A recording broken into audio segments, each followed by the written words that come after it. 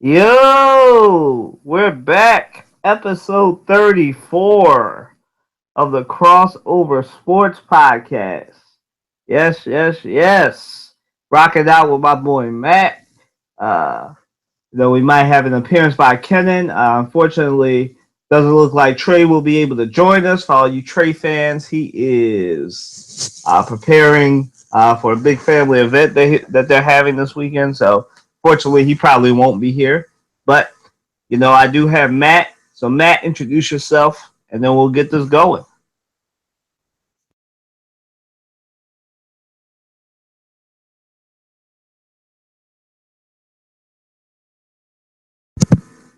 Matt, you there? Lord Jesus, he died. Oh, sorry. Yeah, it's me, Matt, and I got a whole lot to say. A whole lot. Yeah. All right. Yes. As Matt alluded to, it's been a very tough week in the sports world and in the current events world. Uh, yeah. So we're gonna get into this. For those of you who don't know me, you're new to the show. I'm your hostess with the mostest, Kylan Watson. Thank you for joining us. So let's get ready. As we always start the show, for those of you who are new, we always start the show with our crossover hot takes, where we talk about a couple of topics that are more current and more occurring. That's how we start the show off, and they don't necessarily have to be sports related. So we'll start the show off with our most breaking topic, the one I know Matt's raring to go on. Matt. Yes, for those of you who've been under a rock, maybe you took a Twitter or Facebook break after Memorial Day or whatever, and the TV break, and you've been living under a rock. The 45, or President Trump, whatever you want to call him, 45 might have made 45 decided to pull out of the Paris Climate Accords. Yeah, that's the nice way to say this. So Matt, I try to word this question as professionally as I can and be very sensitive to all the Trump supporters that may listen to this podcast. Did Donald Trump just make the most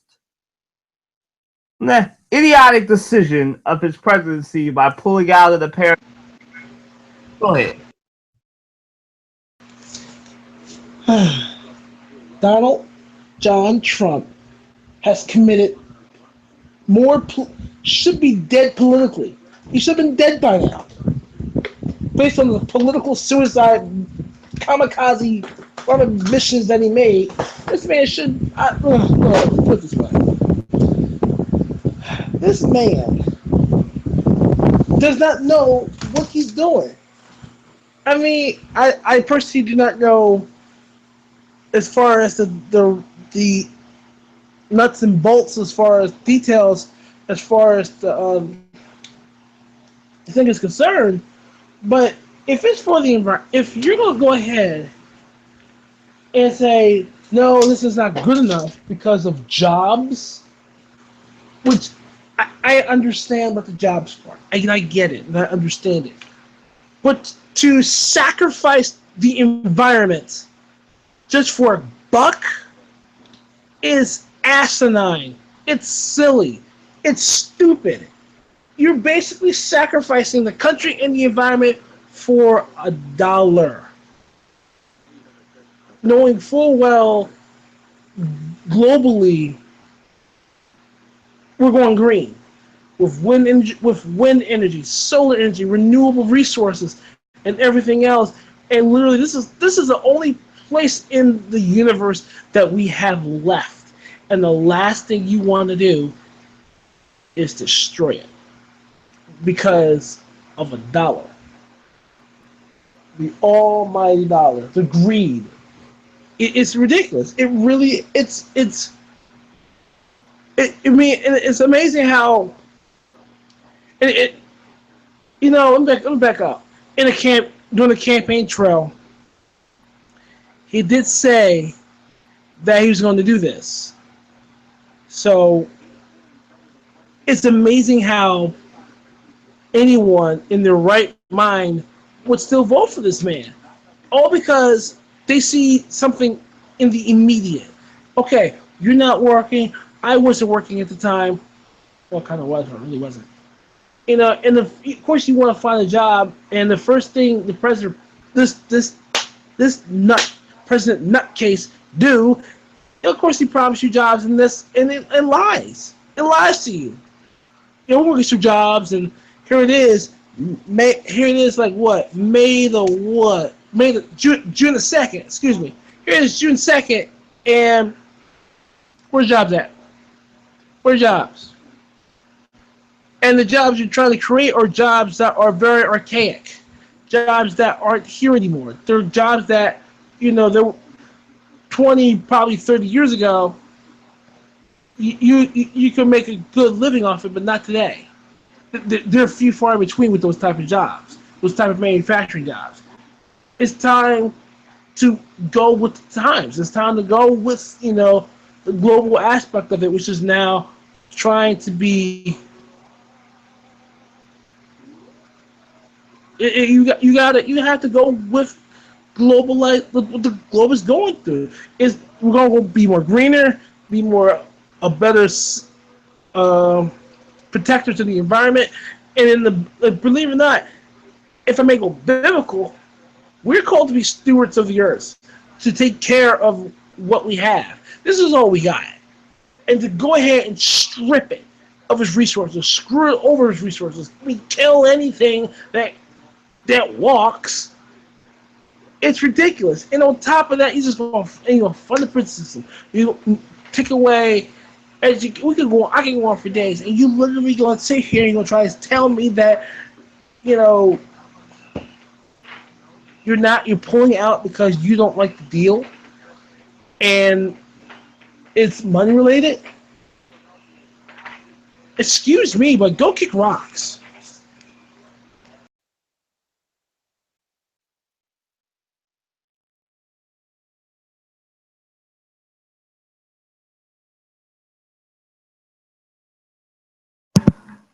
Yo, oh man, so Matt just really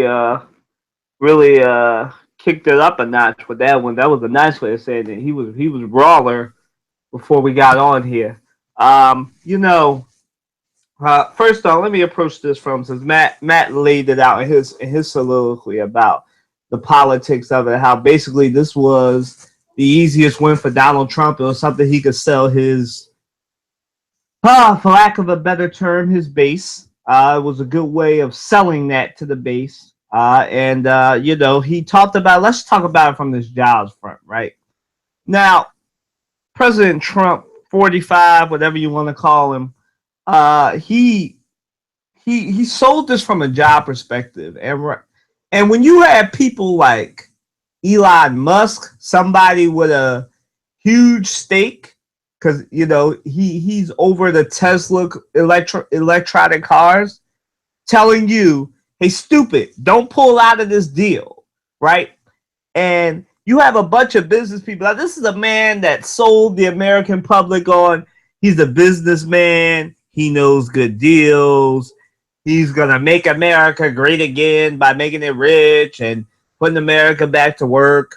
All that stuff, right? But let me tell you something, guys. This is bad for you, and this is especially gonna hit those voters that voted for Trump the hardest. Because I'm gonna be real with all of you. There's a black man talking to y'all real quick.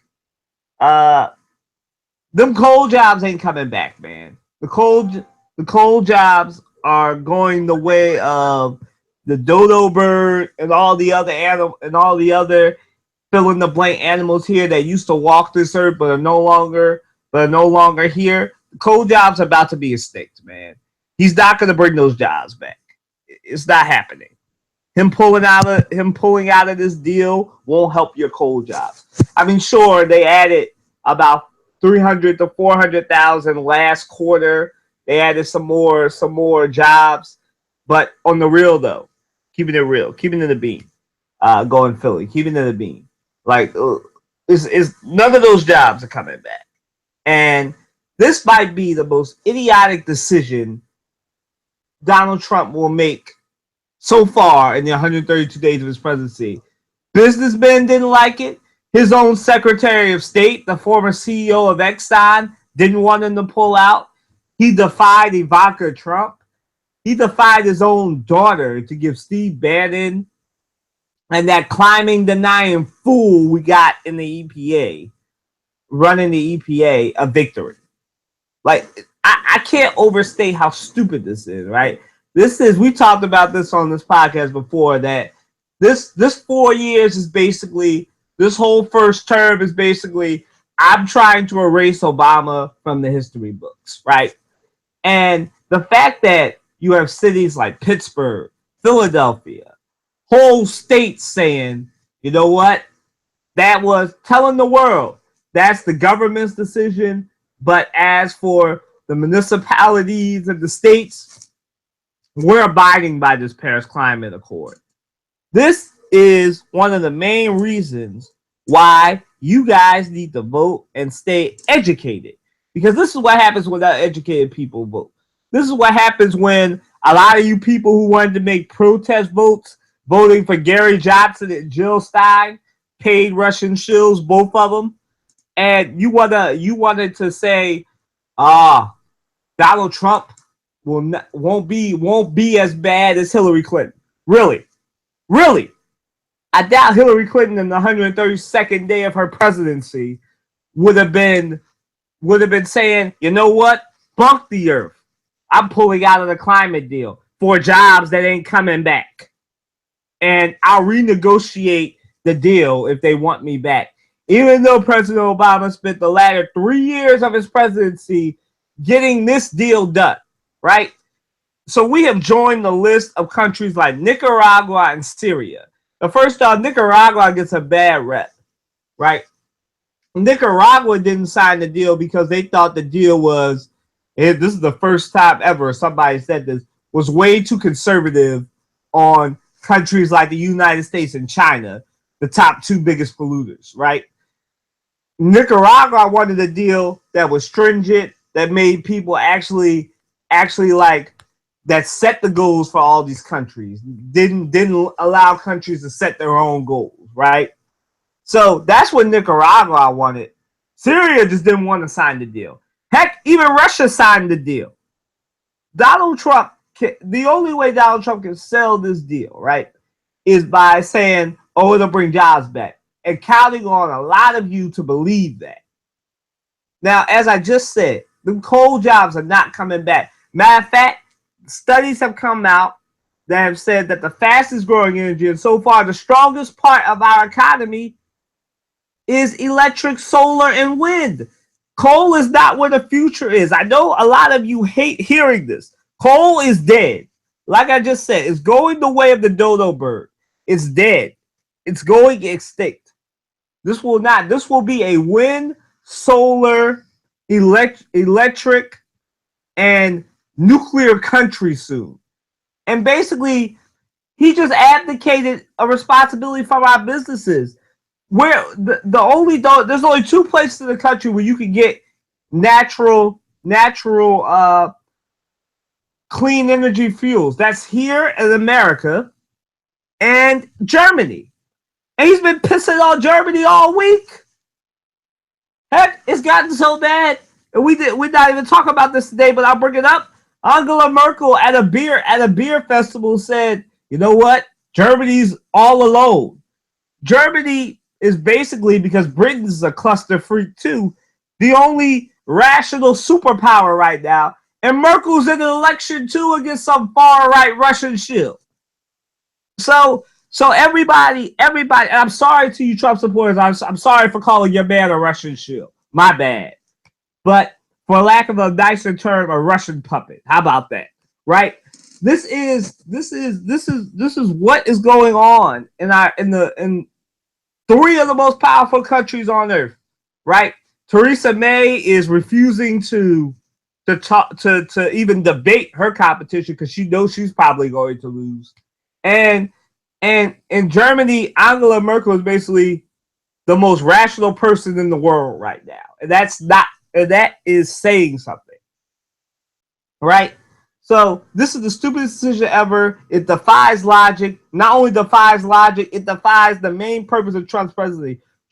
I'm sorry, Trump supporters. He sold y'all on the fact that he knows business, he knows good deals. Yet all these businessmen and companies, Disney, Exxon, Tesla, Amazon, you name the company, they are against it. Even GE is saying this is bad for the economy, for jobs, for the earth. When this is the perfect. I want y'all to understand how rare this is. This is a rare thing when regular people and businesses all agree that this is a stupid decision. I want y'all to know how rare a territory that is.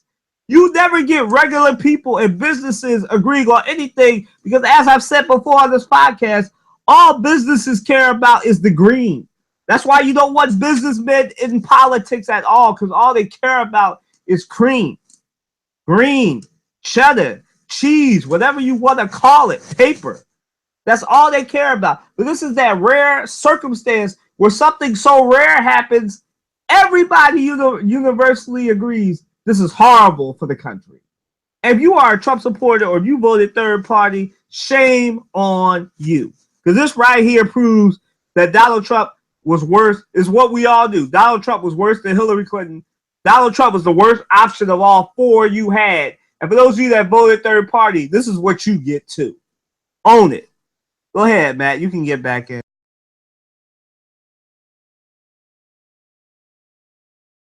Well, in my defense, I was about to go third party, but I didn't. That's neither here nor there. One thing is, I think one headline, which I don't take headlines to heart very much, but it really got me thinking. U.S. is no longer the leader of the free world, right? Which I agree. We're no longer the leader of anything.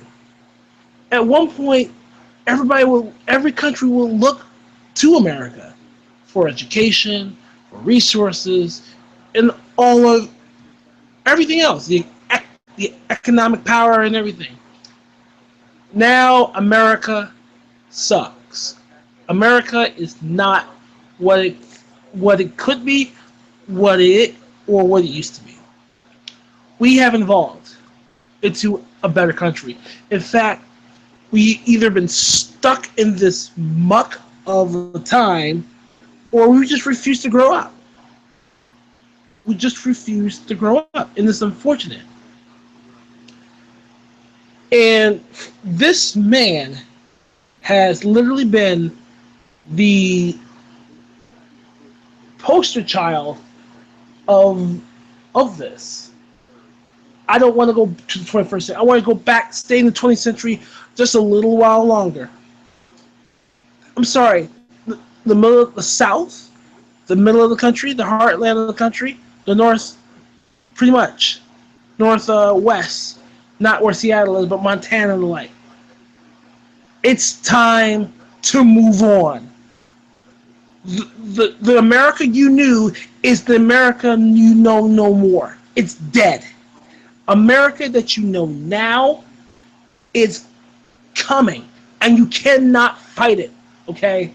In fact, this is the 1960s all over again. The only difference is we're waiting for the bubble to burst once again. So, with that being said, for those of you to think that President Trumpkin would do wonders for the city, for the country, excuse me, you are far from mistaken. I have sat here, I have tried to figure out, okay, there must be a method to the madness, this, that, and the third.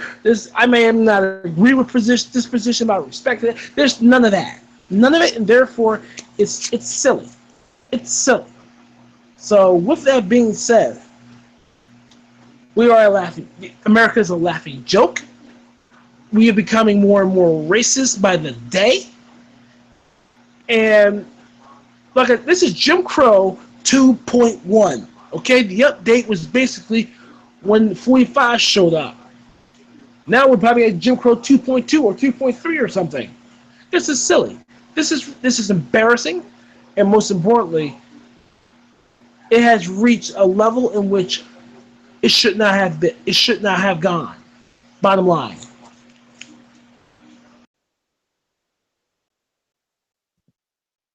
That's right, man. It should never have gone this far. And we joked before that this is going to be the Red podcast because we got a lot of things on our mind, as you even heard in my soliloquy. I try and stay factual, but sometimes there's just so much idiocy that goes on, especially with this new administration, that it just needs to be pointed out. And so, to close this, I'll say this, right?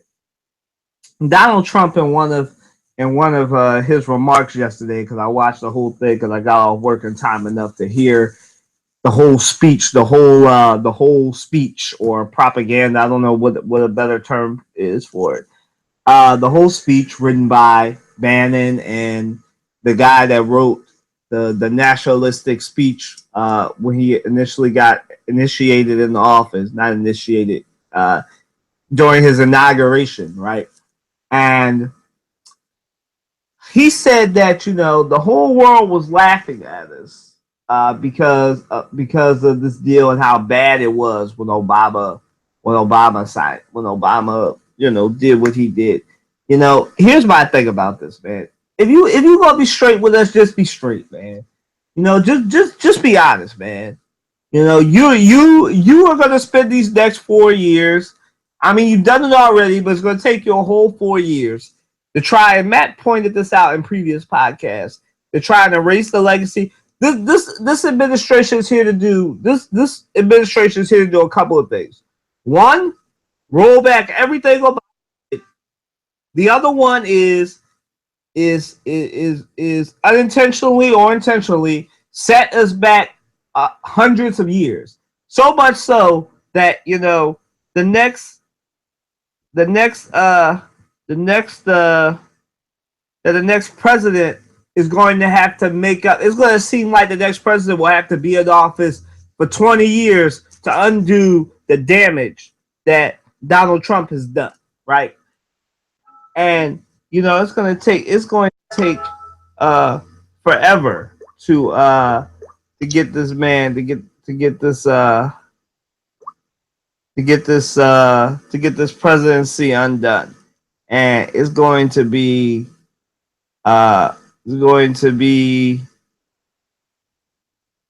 interesting to say the least, right?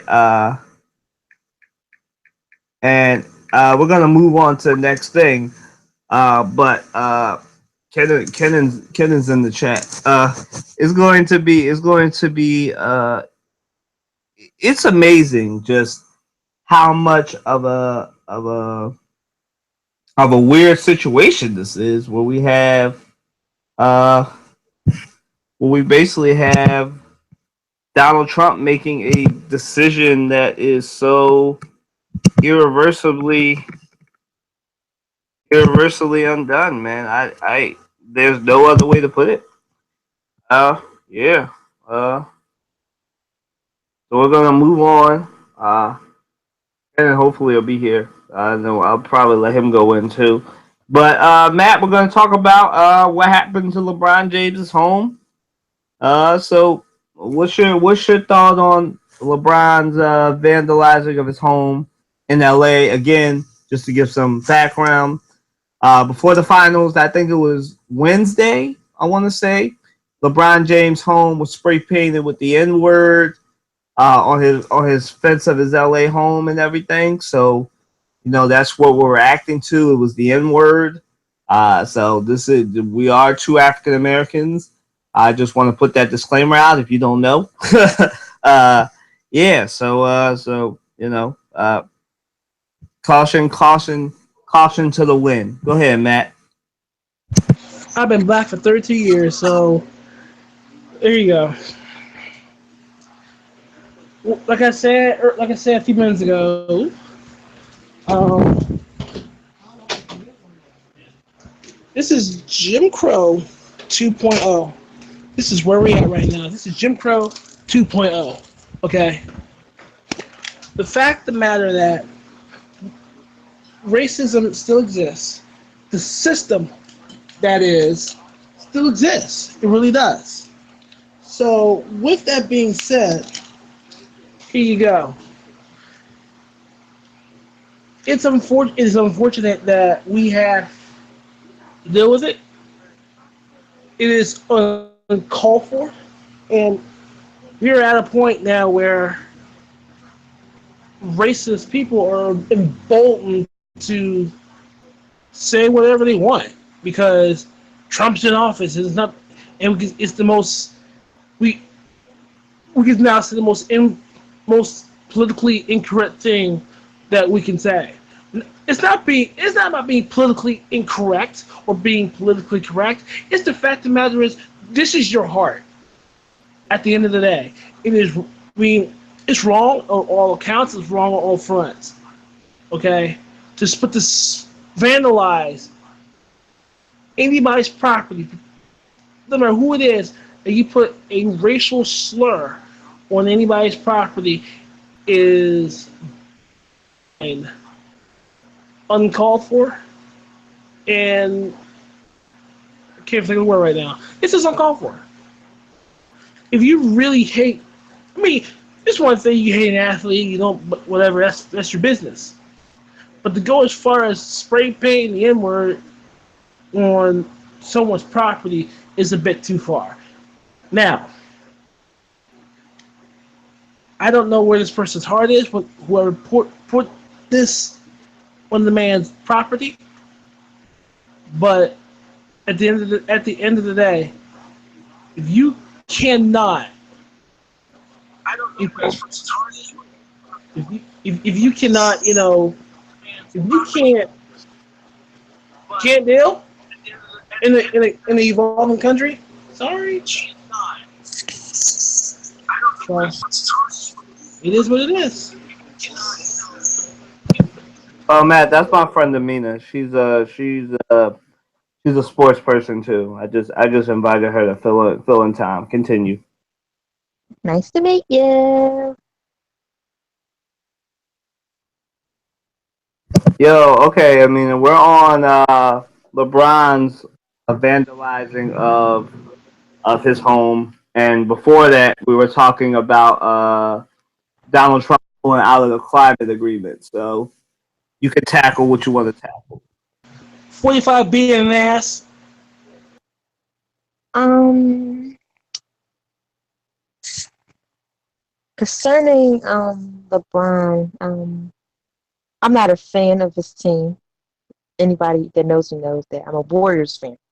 But I support him and what happened to his house is and I find it to be wrong. I mean, he's not only one of the most known basketball players in the currently, but historically, I mean, I respect his hustle and everything, and I find it to be shady. I mean, he does things in the community, with youth and families. He's married to his children's mother, and he's a great family man.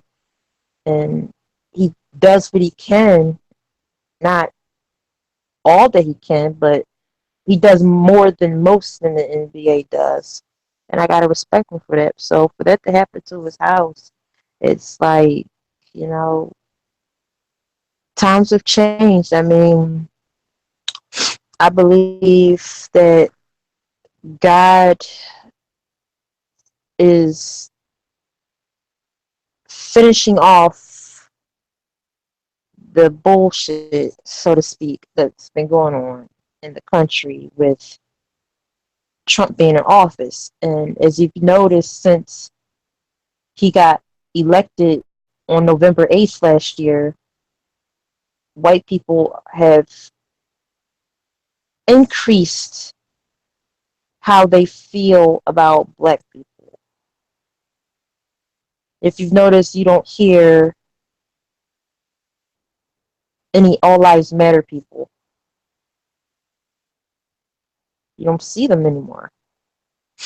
But all of a sudden, you're seeing nigger written on LeBron James' home, and you're seeing a noose being found in the Smithsonian African American Museum in Washington, D.C.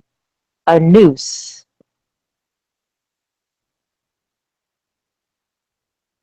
All across the country, you're finding Ku Klux Klan flyers and pamphlets and brochures being left on people's doorsteps, in their mailboxes, in front of their businesses for recruitment, as though this is the end of the Civil War, the Civil Rights Movement, the Reconstruction era. White people are getting bold. I mean, before they would call you a nigger, but now they actually mean it. I mean,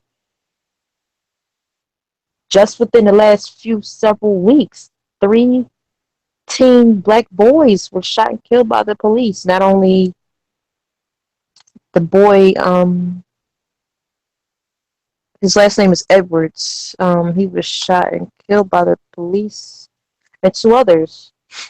So it's going to increase. I mean, it's not in the media like it was. And for what happened to LeBron James, it's going to increase. I mean, he's in the NBA, the mess with Tiger Woods, golf. I believe that it all ties into what's going on with Trump. He's pulling the mask off of the civility of Caucasians in the country. And that even further is proven by how Colin Kaepernick is being treated. I mean, I respect dude. I mean, I'm not a fan of the 49ers. I'm a Raiders fan. But I respect his hustle. I mean, I admire him. He did something that no one in the NFL to date even had the guts to do. He took a stand for homicides that are occurring towards people of color by law enforcement, and now he's being punished for it. I mean, I keep up with sports updates constantly because I'm a sports fan. I keep up with the basketball, football, all of them, and got owners of entire teams, general managers saying that we don't think that Colin Kaepernick is going to be a good choice. We don't think that he's a great addition. We think he's a distraction. How is speaking out about injustice and inequality a distraction? I mean, you got players in the NFL that are beating their wives, beating their girlfriends, aren't taking care of their children, have back child support, have been accused, charged, and been found guilty with DNA evidence of raping people. And they have multi-million-dollar contracts. But a man that stood up for black people and any oppressed people is being punished. And the preseason starts in a matter of weeks now. It's June 3rd tomorrow. Preseason literally is at the door, and Kaepernick still has not been signed to a new team. No team is interested in Colin Kaepernick. And I'm at a crossroads about professional sports. I mean, I love them. I grew up in Philadelphia, born and raised with the Eagles and the Sixers, but I feel as though the sports world, it's becoming a problem where you're not accepted if you stand out. They want the typical person or people to be signed to teams. Now, if Colin Kaepernick was a father, not taking care of his children, beating his wife or girlfriend, well, he has a girlfriend, but just doing bad, he would definitely be signed. He would have been signed as soon as he left the 49ers. But because he stood up for people that have no representation in the country as far as in the federal government, basically, he's being punished for it. A majority of the players in the NFL, I don't know the percentage, but I would think at least half of the people in the NFL, players, men, are black. And what it says to me is that all these black men that are in the 32 teams in the NFL, their lives clearly don't matter to the NFL. I mean, it doesn't get any more real than that. If you punish Colin Kaepernick for standing up and making his voice heard about problems involving black people, it's a trickle down effect to sports, other sports. And I believe that LeBron James is at a crossroads. I mean, I don't know if he's ever been personally called a nigger before in his life, but it's a wake up call going on in professional sports concerning black men and women that are in professional sports, but more so than men, where things are starting to be noticed. I mean, I keep up with sports, anything, articles, updates, anything, and I'm constantly, not on a regular, but throughout the years, hearing about basketball players and football players doing this, that, and the third, and they shouldn't even have a career anymore, and they get multi-million-dollar contracts. But people that do what they're supposed to do out there in the street, actually making their community a decent and safe place to live, they're being punished for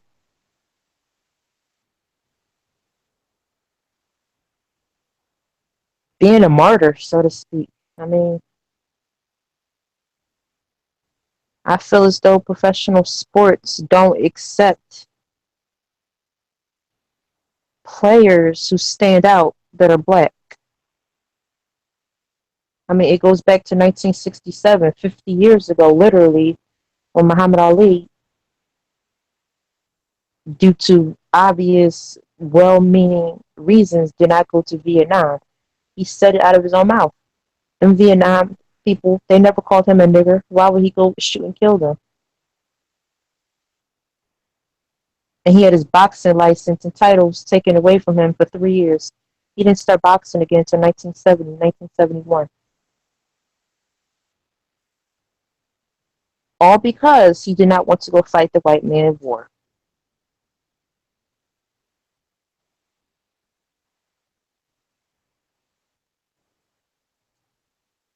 And that was 50 years ago, and tomorrow will be the first anniversary of his passing. So, with that being said, it's like the year may change on the calendar, who's sitting in the Oval Office may change, but the mindset of people are not.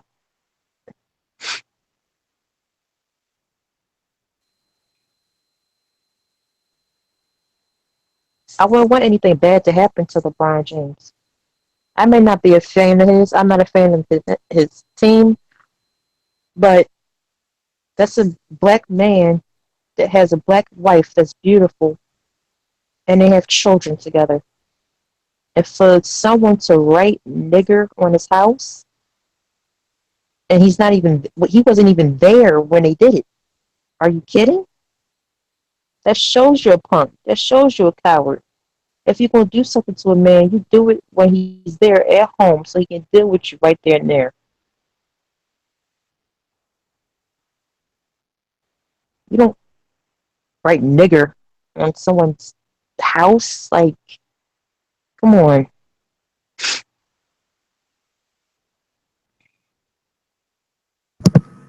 Yeah, I should have said. I'm gonna cut you off, Amina. I don't know if you done. You done? You good? Mm-hmm. Okay, cool.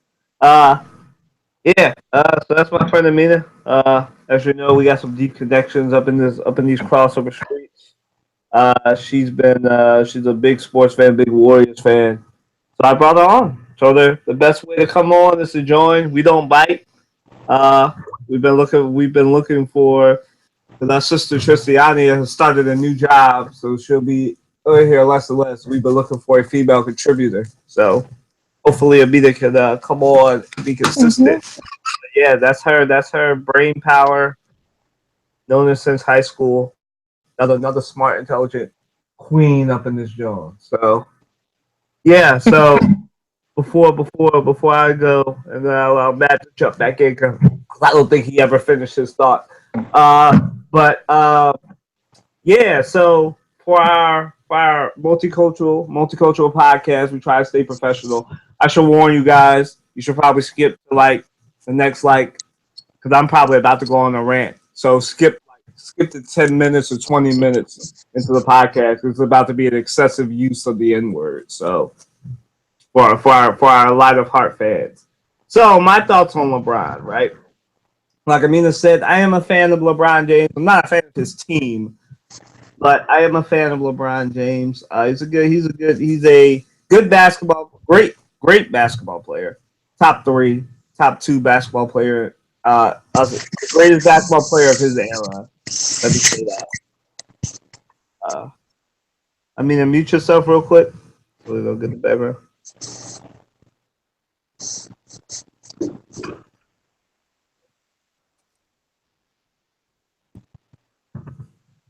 Thank you. Yeah. So I'm a fan. I'm a fan of Bron. But as Amina said, and as Matt has said, it is another thing. Like if you hate the man on the court, don't hate the man off the court, man. And as Amina said, it's very cowardly to write N-word on a $20 million house. It takes a lot of planning to spray paint nigga on the greatest basketball player of his eras, $20 million second home. When you know he's in town, even though he's in Oakland, he's like 6 hours away from that home. And I would have pitied to be a Mr. T, pitied the fool who spray painted that house. If Bron Jr., his new little girl, and the middle child and his wife were actually there. Now, luckily, they weren't there. They're back in Cleveland. They didn't fly in. So, thank God. But this man has a lot to focus on. He has the finals to focus on, and now he's got to focus on this, man. It just shows, like he said, man, no matter how rich you are, they'll only see the color of your skin, man. Somebody, and it's not all white people.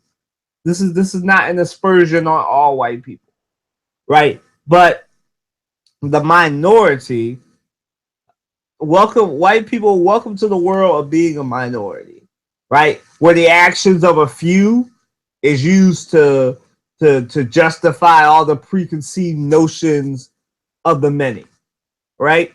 So you are a full-on coward, man, to break this man's focus, to make him have to think about culture. And this is a man that's addressed cultural situations a number of times. Amina brought up all the different young black brothers who have been shot in the past couple of months. This man wore a hoodie for Trayvon Martin, wore a Can't Breathe shirt for our brother Eric Garner. This is one of the most woke athletes of today's generation outside of Serena Williams, right? And you're going to spray paint this man's house with the word nigga? And you know what? This is just a memo to anybody else in the sports world, man. Use your platform, man. They hate it, but use your platform. I don't care. Now, Amina brought up Colin Kaepernick. Now, I disagree with her on one point, right? I think it's good for black people to be able to, for black athletes to speak up. Colin Kaepernick, unfortunately, it looks like just did it in the wrong sport, football, where apparently taking a knee matters more than a clean record, right? And we'll get into Colin Kaepernick and the stuff that happened with that in a couple segments from now.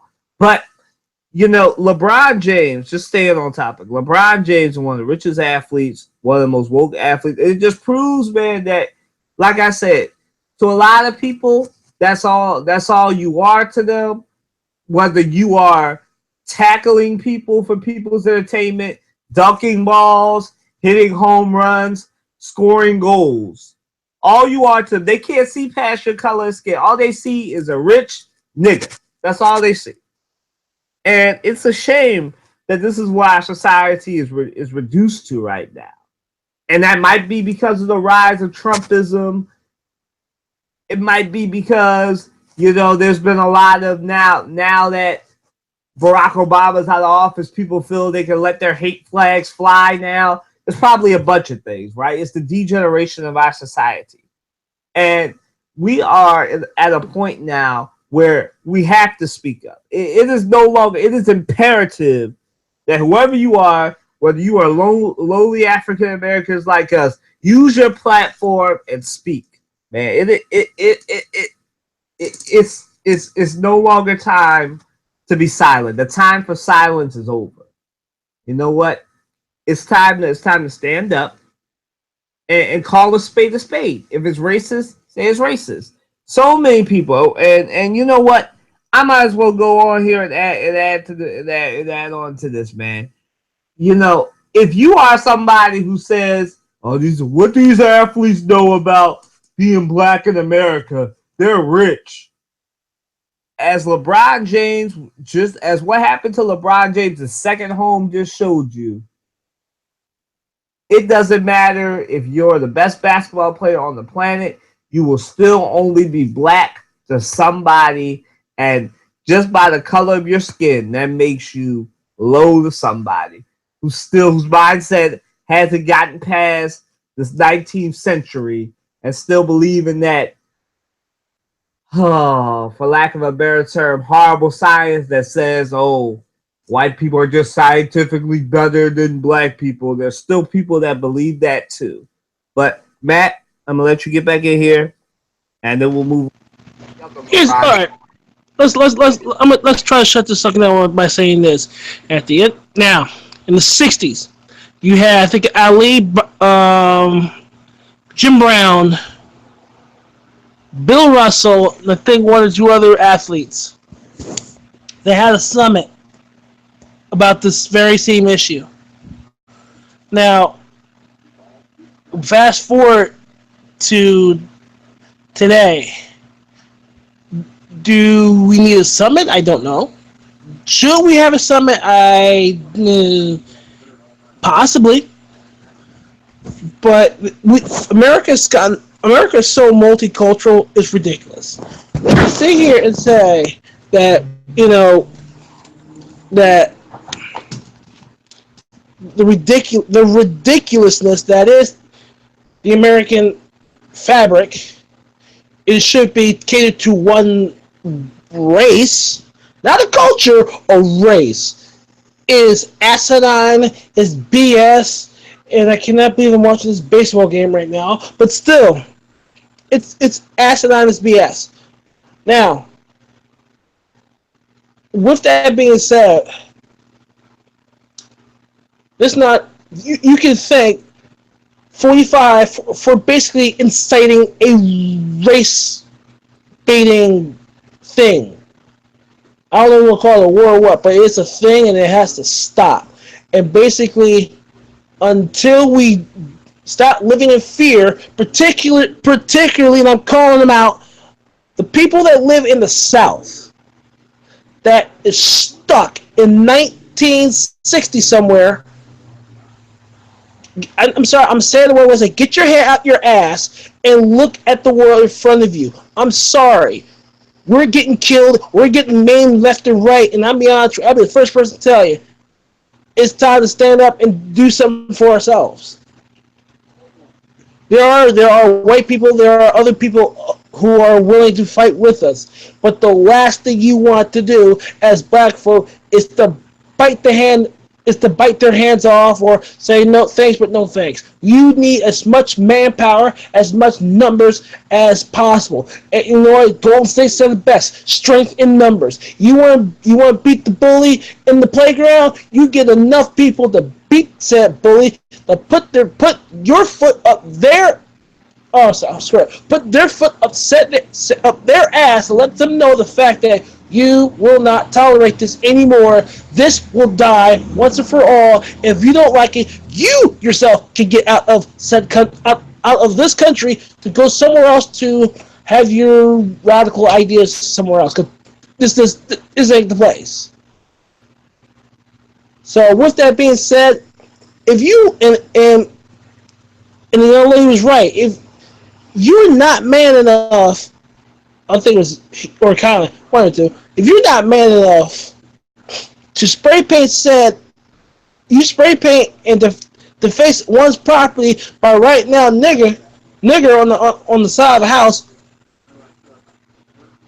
when he's home, if you're not, when he's supposed to do when he's not home, let's see if you do when he's home. Plain and simple.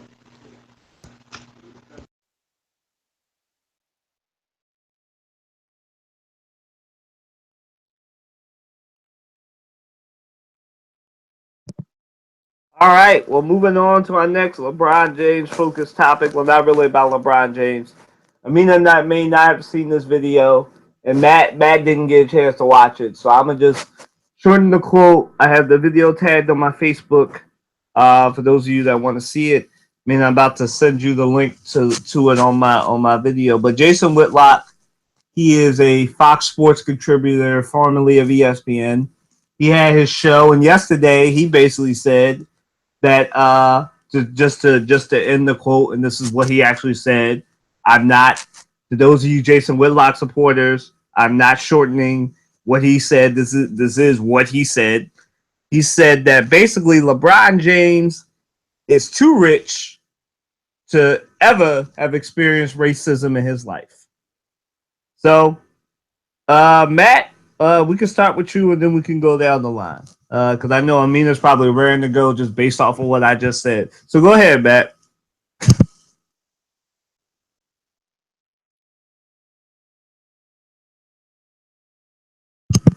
Matt? First things first, let's put it this way, okay? First things first, you can have all the money in the world as a black man, and you will still be called nigger at the end of the day. Okay? You can have all the property, you can have the land, you can have everything, but you know what? Somebody somewhere, some way is still gonna call you nigger.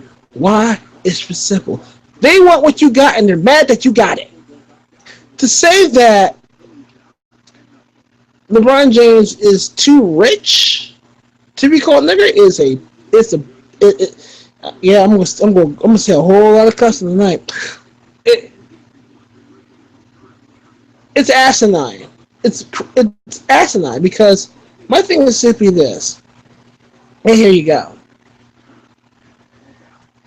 That statement is offensive. That statement is uneducated. If it shows the ignorance of that statement. Now, I have not seen the whole thing yet. Thank God I don't have cable at this point. But you know, the point is, it is a wrong statement, no matter how you slice it. Like I said, you can have all the money, the prestige, whatever. You will still be called nigger because you are black, and they may feel as though that you should not have said things. And it's amazing. It is amazing. It is sad. It is just flat out. So that statement by itself is just stupid. Flat out stupid. Next.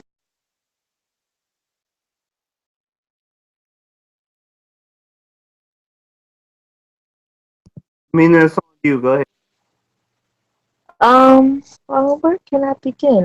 In regards to people saying that athletes, celebrities, the actors, anybody that's out there that's got money, like serious money, not like a few thousands, that's, of status in the world, that can't be called nigger or be a victim of racism. I completely disagree with whoever made that statement because anyone that knows me knows that I'm a Golden State Warriors fan. Love them to death. Always have been since I was a youngin. In reference to Steph Curry, he's the token of the team. He's the face of the team. He's light skinned. And when I say light skinned, I mean light skinned. And people call him all sorts of names I see on social media, online, in the street. They say, oh, that light skinned nigga, that nigga don't deserve nothing because he comes from a well rounded background that most men in the NBA don't have. I mean, you look at LeBron James. LeBron James' father was not in his life. LeBron James is the product of a 16-year-old girl that got pregnant. But when you look at Steph Curry, his parents been together for almost 40 years, married for nearly 30 next year, I believe. Grew up two-parent household. He had the so-called perfect upbringing, but it still doesn't stop him from dealing with things. People say he doesn't deserve things because of his upbringing, saying that he had it good, how he had an extra leg up because his dad was in the NBA. Okay, sure, he had an extra leg, but he deserved that. And I feel as though people come at people for whatever reason, they skin tone. I mean, I hear it like in the street, people in my school, I hear it. People say, "Oh, he's team light skin. Them light skins, they hang out together." I don't believe in colorism. I'm light skinned myself, but I respect all my black people, whether you dark, light, in the middle, whatever. I feel as though all of us that are black, at some point in our lives, before we leave this earth by God's grace and permission, go through at least one instance of pure racism at the hands of a Caucasian person, or worse, at the hands of our own kind. We go through racism and prejudice by the Caucasians, but we go through colorism in our own communities. And I feel as though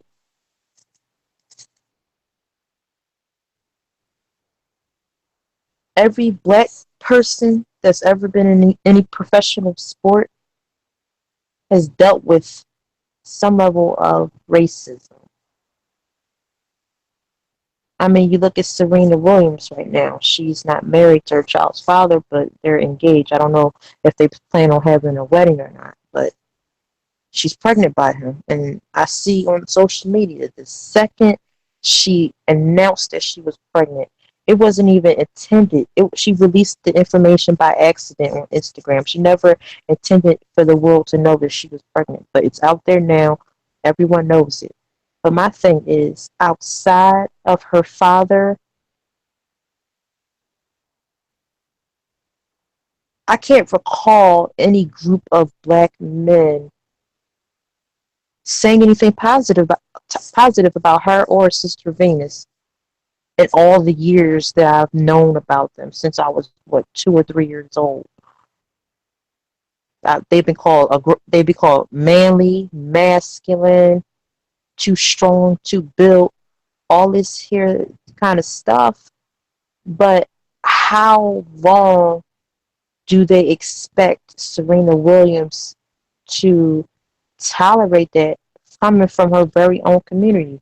Never mind the white folks. The white folks, they're going to be what they be. I mean, they do what they do, but coming from our community, we have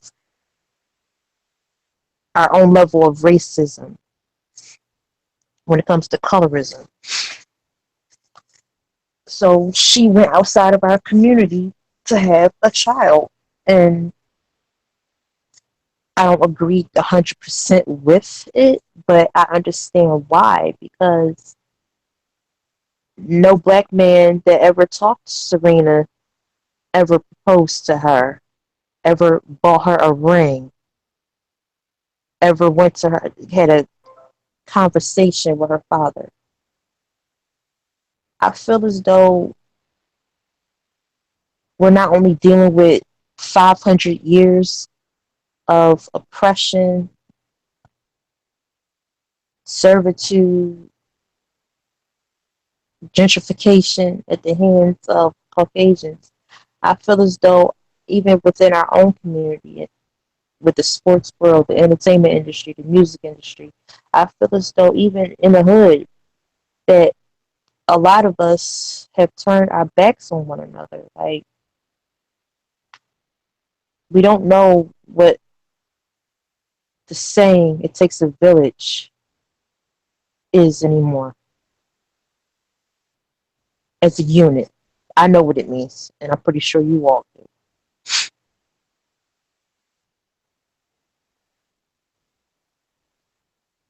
I feel as though every black person that's in the sports world that's known has dealt with their own situation. Even Tiger Woods, in spite of the recent mess that's going on with him since the weekend passed, he's dealt with situations within the golf world. I mean, golf is not a typical black man's sport. It's not basketball, football, or boxing. So he's in a sport where it's mostly Caucasian males. So I feel as though they look at him, which they do, and amongst themselves, they have their little sidebar conversations, like all white people do when they get together among and talk about black folks. And he may think that they're his friends, but they're not. I know for a fact that they call him nigger behind his back. I know for a fact that they plan and plot on his life and his children's lives.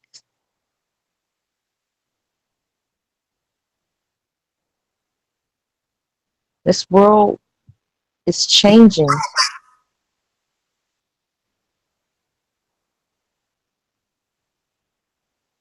It's changing, and people are waking up. People aren't tolerating things anymore that they once were, spitting in your face and all that.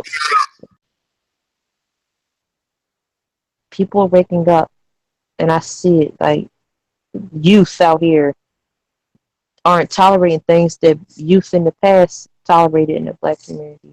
I mean, what was done to us as a people didn't take one night. It took a series of 500 years to totally bring our community and families down.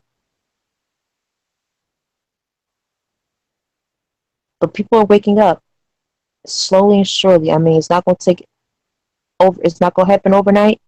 Not everyone is going to join forces to do what needs to be done. But we have work to do in our community. Like, cut all the colorism, the bullshit. Stop hurting one another. Stop doing all that shit. Just not in sports. We all are victims of something in regards to our melanin. That's the key that separates us from the Caucasians, melanin. They want our melanin. We're strong, powerful people. We're the first people that were ever on this planet.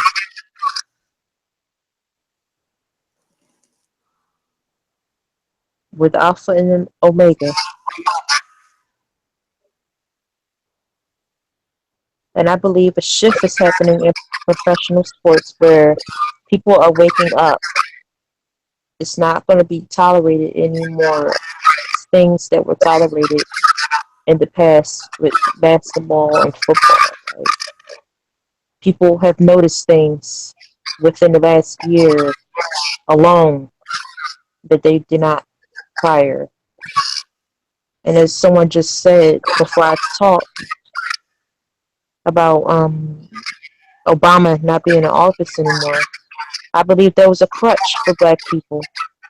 Everyone got something in the country from the 8 years that Barack Obama served in office, except for the black man, woman, and child. Everyone benefited from his time in the White House except us. We still have the lowest employment rates in the country. You got entire inner cities. Chicago, it's nearly, last time I checked, almost 50 or almost 60% of black youth unemployed in Chicago, a city that Barack Obama moved to when he was a young adult.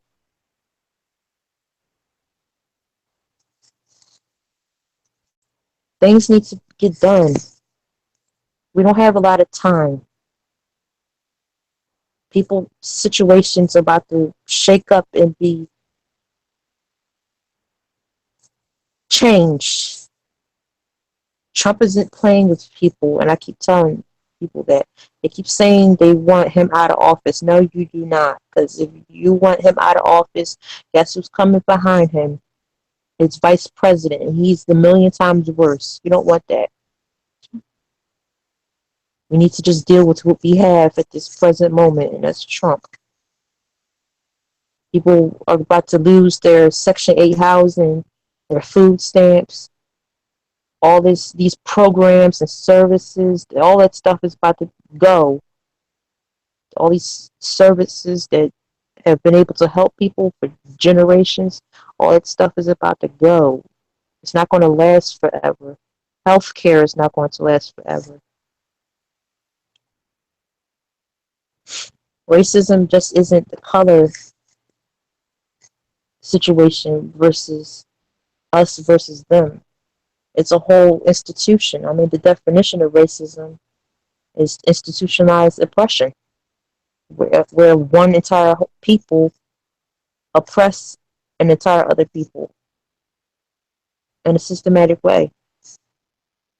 And you can look at in Philadelphia, my hometown, for example, some areas of my city I can't even recognize anymore when I'm traveling around. Some areas in North Philadelphia I can't recognize anymore because it's so gentrified. I don't recognize parts of my own city anymore because of racism. They want to push us out and send us to where they're coming from because they want the better houses that are being built and stuff. It's racism. It's not sports. It's everything.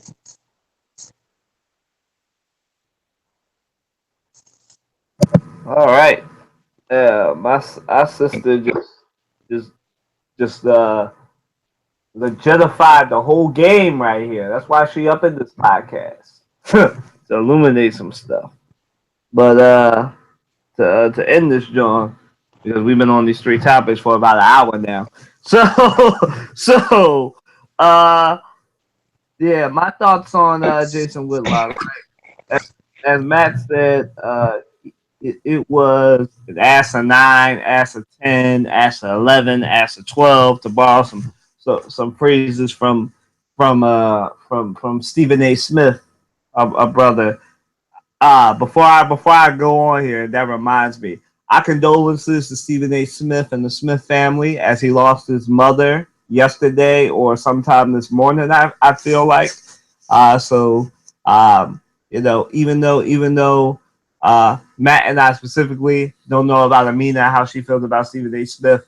We like to talk about him a lot on this podcast in positive and negative ways. But you know, loss of a mother is a tragic thing, uh, and we are praying the crossover podcast family and the three individuals here. We send our prayers and condolences to the Smith family, just because losing a mother, as Kanye West has shown, can be a damaging thing. So we definitely send our condolences and prayers to that man, to Stephen A. Smith. Now back to this. Jason Whitlock, or as I like to call him, the Fox Sports News fool, right? He got Donkey of the Day, and rarely does somebody get me to agree with that fool, or the guy who I like to call Charlemagne the Fool, not Charlemagne the God. I think that he's bears some responsibility in the dumbing down of our society with his radio show and everything that doesn't really uplift anybody. But that's neither here or there. I do agree with him. He gave Jason Whitlock Donkey of the Day, and I totally is, like I said, it's rare that I agree with Charlemagne, but on this I gotta agree with him. Jason Whitlock might have made the stupidest comment ever to say somebody is too rich to ever experience racism. Now, Amina brought up Serena Williams. Great minds think alike. So somebody must have forgotten to send that memo to Serena and Venus Williams, two sisters from Compton who play in a white dominated sport, right? And dominate the sport. They've dominated it for 20 plus years. And somebody forgot to tell Serena and Venus that they're too rich to experience racism. Somebody forgot to tell our sister who just recently went through this, who I didn't see a lot of people that were black or otherwise come to the defense of. Somebody forgot to tell Gabby Douglas too, because her whole summer last summer was people talking about her hair again, how she didn't deserve to be on the team, stuff like that. I mean, for real, somebody forgot to tell Gabby Douglas that, you're too rich to know what racism is like, right? And, it's just stupid comments. People forgot to tell Jim Brown. People forgot to tell Muhammad Ali. People forgot to tell Bill Russell. People forgot to tell Wilt Chamberlain. Like, so many athletes have gone through racist things, right? And you talking about they too rich to know what racism is. Okay, as I just pointed out, right, these athletes, before they're anything else, they're black. They can't hide their blackness. No matter how many billions, millions of dollars they get, they'll never be able to change their skin color. Michael Jackson proved that. You'll never be able to change your skin color. No matter if you bleach yourself, no matter what. You can't rich yourself out of being black, right? And it's a stupid comment. It's dumb. Like, way to use your platform in a bad way. What you could have said was, yo, this is terrible. You don't even got to say, yo. You could be like, oh, well, this is terrible. Somebody took the coward's way out, messing with LeBron's house when nobody was there. This is wrong. It shows the degradation of our society. You could have done something simple. You didn't even have to bring up race, right? That's what you could have said, Whitlock.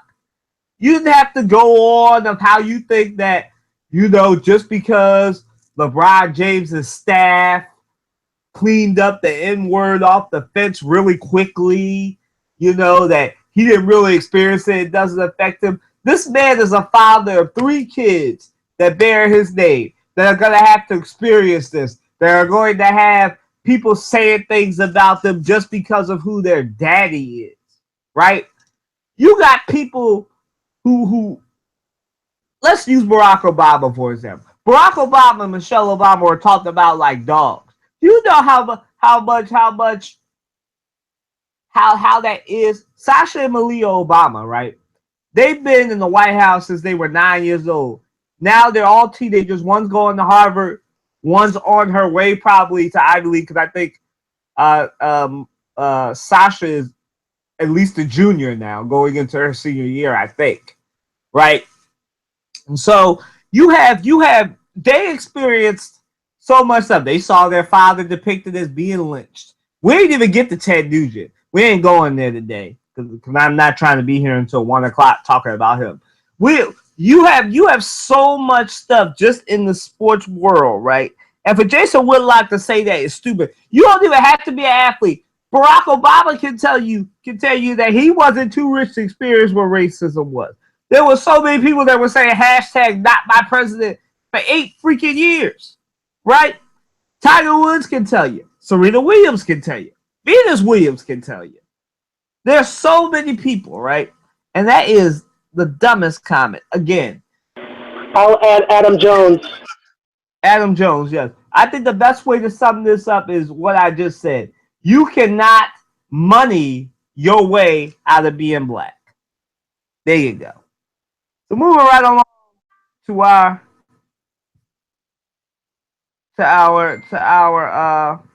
other topic.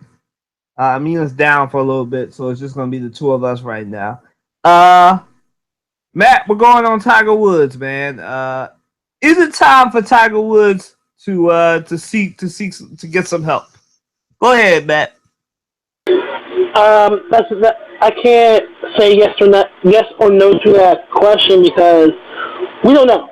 I mean, as far as I'm concerned, as far as the particulars,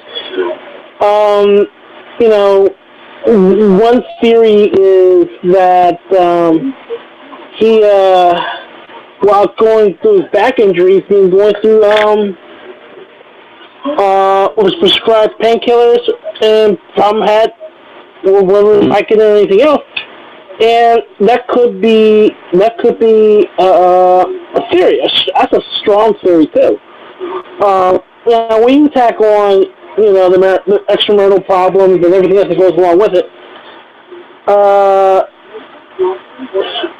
it does beg the fact that Tiger may need some type of help. What it is that he actually needs, we don't know for sure, but he needs some type of help. Bottom line. So here you go. Watch this. That man was when he was at the top of his game, was one of the best in the world, and no one could touch him. Now you look at him now; it's like a shell of himself. So, I mean, and as a sports fan, I don't think Tiger Woods is done. He cannot end his career like that. He just can't. You know, this has the making of a very good redemption story. So, I am interested to see how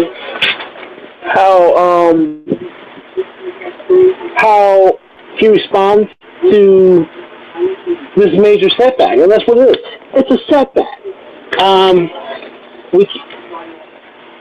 It's up to him on how he responds, but I expect nothing but positive. I said nothing else but that, because he's been through a lot. He's some of it self-inflicted, but he's been through a lot. And I hope that this setback really sheds some light on what he needs to do in his priorities and everything else. It's a setback, bottom line. So my theory right now is it could be the prescription that he's taken. That might not stick with, but also the DUI case. We've seen this far too often with our athletes. So this is only a setback in my view. I agree. It's definitely a setback, a huge setback for Tiger Woods. And I didn't know this because I don't really follow Tiger Woods' blog. But apparently Tiger Woods, before he had his DUI, I guess on Sunday or Saturday, he said that he was feeling the best he ever has. And unfortunately for him, he got initially we thought he was driving drunk. But initially what happened was, and I wrote an article about this called Tiger's Downward Spiral, WatsonSportsTakes.com, shameless plug. But Tiger definitely, I think, needs to stop the what I think would be best for Tiger is to take another year to 2 years off and get his life together. And I know that's hard to say. I know Matt didn't want to go there, but I will. Not this is not. But for real, Tiger hasn't been the same since his wife nearly killed him with the golf clubs when she found out he was cheating. And Matt pointed that out to a little bit. He definitely hasn't been the same. I remember watching Tiger as a kid, and I'm sure Matt does too, as he alluded to, where he used to have the mental edge, the domination. People used to be scared if he was walking behind them to make a shot. Tiger just had a dominant streak, and this man, quite honestly, the one that I'm seeing right now is not the Tiger Woods I know. Tiger Woods used to dominate. I know a lot of people will be quick to say a lot of his critics, oh, he never claimed his black heritage. He liked to classically call himself Caucasian. But on his DUI thing, they said he was black and everything. But Tiger, especially now, my only criticism for Tiger is, you're a rich man. You could have called Uber. You could have called Lyft. You didn't have to drive, man. Especially if I'm going to give you the benefit of the doubt, especially now that I've seen the video, and say that maybe you mistakenly mix drugs, because most of the time when you mix drugs, you can wind up like Heath Ledger did, where he just overdosed and killed himself. And R.I.P. to Heath Ledger, best Joker ever. It's just horrible, and that's why I say he needs help, because he just hasn't been the same, man. It's like since he lost, he's been trying to get his mojo back since 2010, because it wasn't just that he disappointed his family and lost his family. He disappointed all of us, because he sold us something that wasn't the truth. He sold us this clean, wholesome, honest image, saying, I'm the good old Tiger Woods. I'm somebody who you can trust. When I put my name on something, I'm honest. And it turns out he wasn't honest. He did one of the most dishonest things you can do. And I know it's not looked on as dishonesty, but he broke vows, he broke promises by cheating on his wife. And, it's not a crime, but it cost him money. He had to pay his wife $300 million. He lost endorsement deals, everything but Nike. And it's just a shame, because he was the first billion-dollar athlete. He beat Michael Jordan to $1 billion. You wouldn't know it now by looking at him, but Tiger Woods used to be one of the smartest, intelligent athletes, but now not so much. And that's why I say, Tiger, maybe it's better for you if you take this as a time to seek some redemption. Like, this kid is going to be the greatest, probably the best redemption story that we're going to have in a while. So take some time, get yourself together, get some counseling, whatever you may need. Because, Tiger, this is somebody, I've been watching you since the 90s, man. I want you to come back. I want you to break Jack Nicholson. I want you to break Jack's record. I really do. I want to be able to say that, I watched Tiger Woods get his 16th and break Jack's record. I really do. I want you to do that, man. Because you and Serena Williams, both, Serena Williams is already doing it, but you and Serena Williams can dominate white-dominated sports. I love that. I love the fact that people gotta say, man, I'm chasing Tiger. That's what I want to hear. Or, man, I'm chasing Serena. That's what I want to hear. I like that. And I really want you to get back, man. I don't want you to be in second place. I want you to be a first. I want you to come back. I want you to get this, to get the record. Matt, if you want to get back in, you can, and then we'll move on to something else. Speaking of black dominance, in so-called white dominant sports, which is I agree with you. We would like to see Tiger Woods come back to redeem himself as the athlete that he is. I mean, Serena took over, Tiger took over. But you know what? It's probably segueing.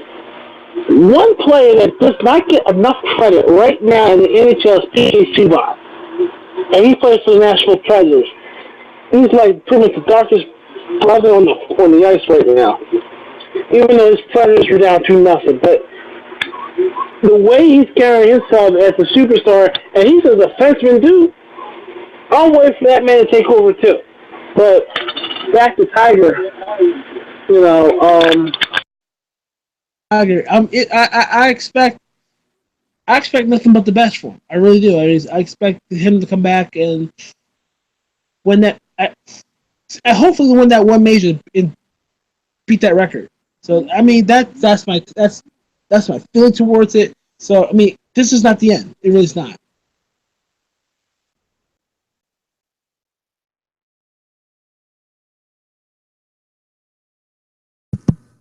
All right. So moving on to what we're here to talk about. It's championship time in the NBA and the NHL. And so it's time to talk about these games. That's what the next 4 questions are going to be about. A combination of the NBA finals and the NHL stuff. We're actually going to talk hockey today. For all of you hockey fans, we're going to stop neglecting you. So Matt, NBA Finals Game 1 analysis. What's your takeaway from last night's game? Go ahead. one name, Kevin Durant. That's all I got to say. I mean, that man literally took over the game. He took over the game. And the best thing I saw was that, actually, the one spot also that I saw was the fact that Cleveland couldn't take care of the basketball. Oakland. Golden State did. Golden State took care of the ball. They had 4 turnovers the entire game. 4 turnovers the entire game. Kevin Durant, took over that game. And if he didn't play the game, he was it. He had 22 points in the first half. 22 points, I think 8 assists. I can't remember the exact number. But that made the defense for Cleveland was not there. It was almost non-existent, particularly on transitional defense. Literally, you let Kevin Durant do what he wanted to do, how he wanted to do it, and really rate the Cleveland Cavaliers transitional D. That's what he did. He just raped the defense. And even though Klay Thompson and Steph wasn't cooking, and Steph, wasn't cooking to like later in the game, that's another person to keep account. You gotta keep account of Kevin Durant. You gotta keep account of those guys. This series, if you think for a second that the Cleveland Cavaliers will walk on here like as if they've been the National Basketball Association and run this whole story, you lost your dang mind. You know what? And I admit, I am finally into this bandwagon. It is a rivalry. Though maybe short-lived, but it's an interesting one to see in the league. With that being said, Golden State has let everyone know and put everybody on notice that, you know what, we didn't win 22 of the last 23 for nothing. And now, you now what, 4, 8, 12, 13 on the playoffs. So, Game 2, particularly Game 3, we'll see what happens, but as far as with Game 1, it was complete, total, utter dominance. And LeBron was not playing his best game. Honestly, he was not playing his best game, and Cleveland was just out of sorts the whole entire game. I mean, not the whole entire game. When Golden State had to lead and just ran with it, the Cavs had no answer. No answer whatsoever. And me personally, it is, but Golden State's the better team. You gotta go with it. I'm sorry. Now, if LeBron, let's see how Cleveland responds to Game 2 on Sunday. Let's see.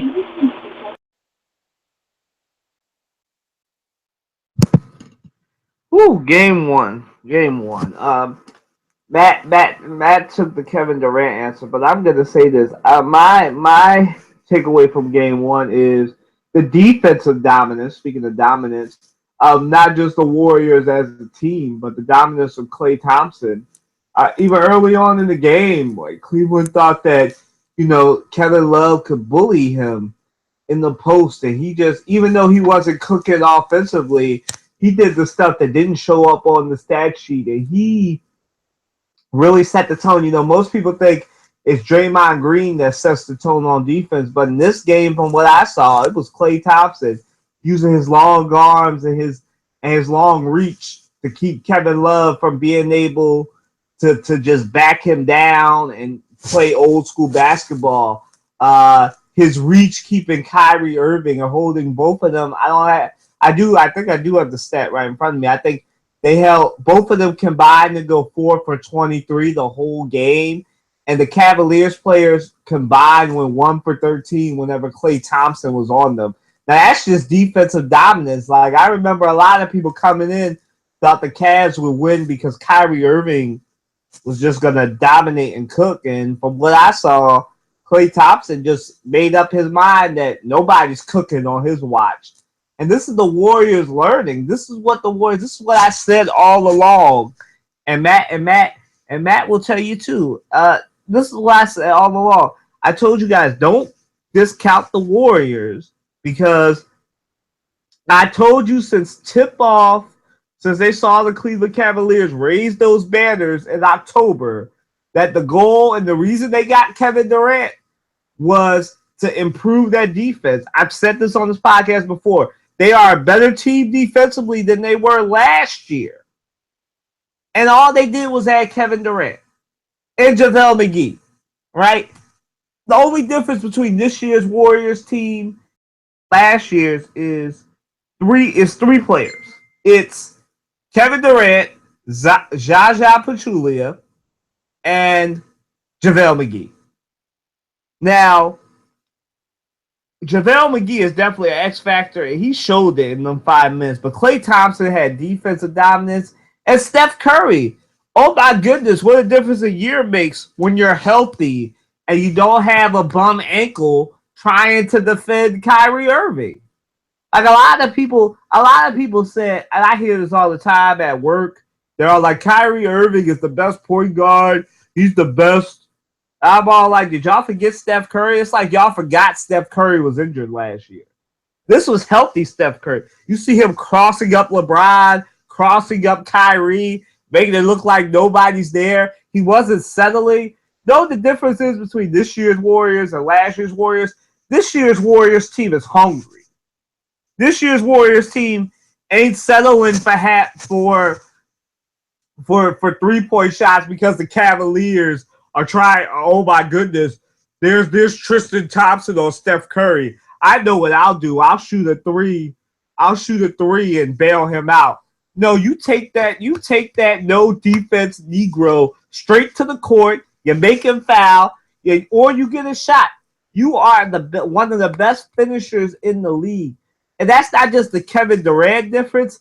That's the imprint of this team saying, okay, you know what? We're a jump shooting team, but dang it, we can go into the paint, get some layups, especially against this defensively weak Cavaliers team. The Cavaliers don't play defense. I've said this all along. And it showed. Their one loss against the Celtics was because they couldn't play defense. They don't play defense.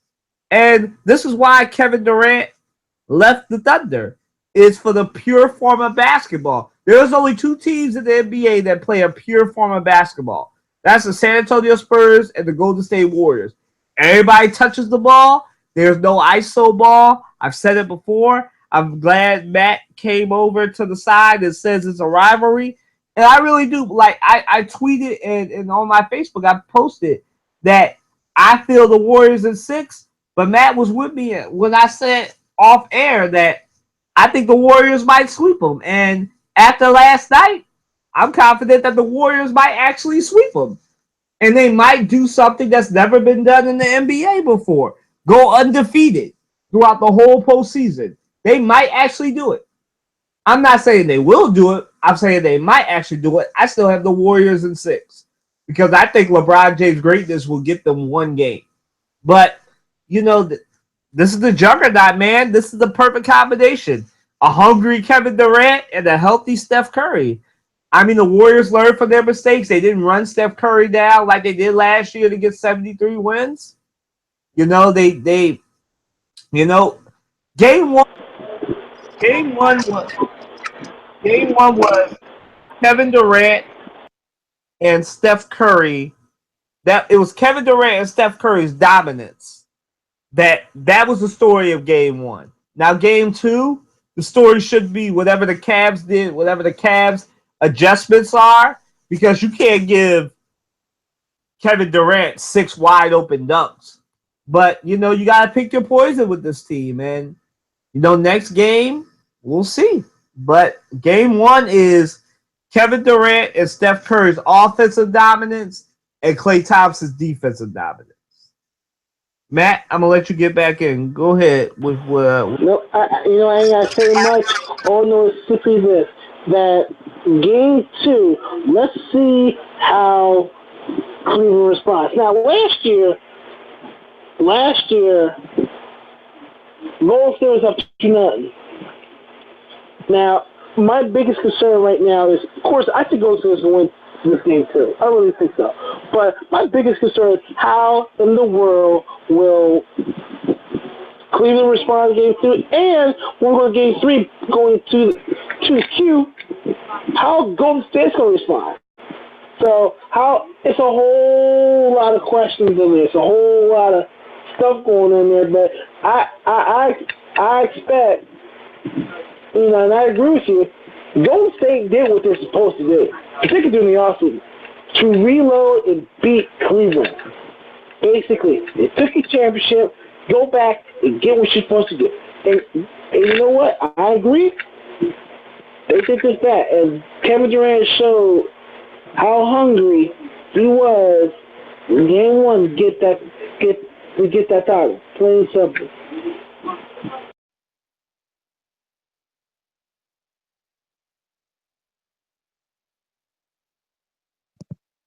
All right. So going along with that, that was finals for game one.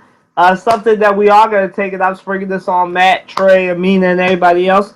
But I'm saying this without actually talking to them, and just believing by faith that they'll just we'll find time in our schedules.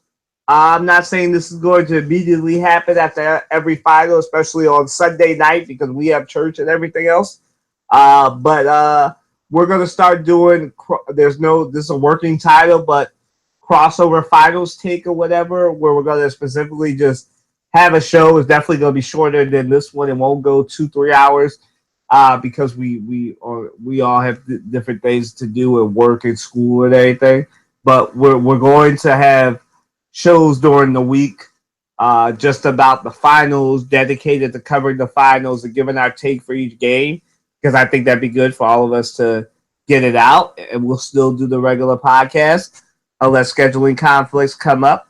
So definitely look forward to that. And I know Matt doesn't like things sprung on him, but sorry. But moving on to the next topic.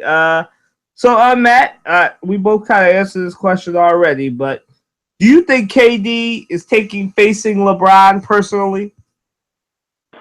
No, I don't think so.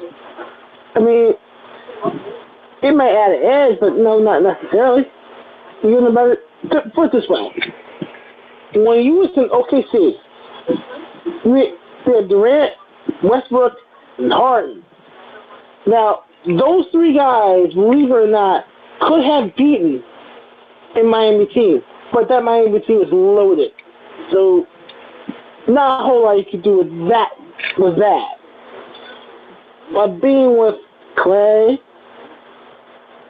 Steph, Draymond Green, Zaza Pachulia, Andre Iguodala, and others, you have a better chance with this team than you do in Golden State.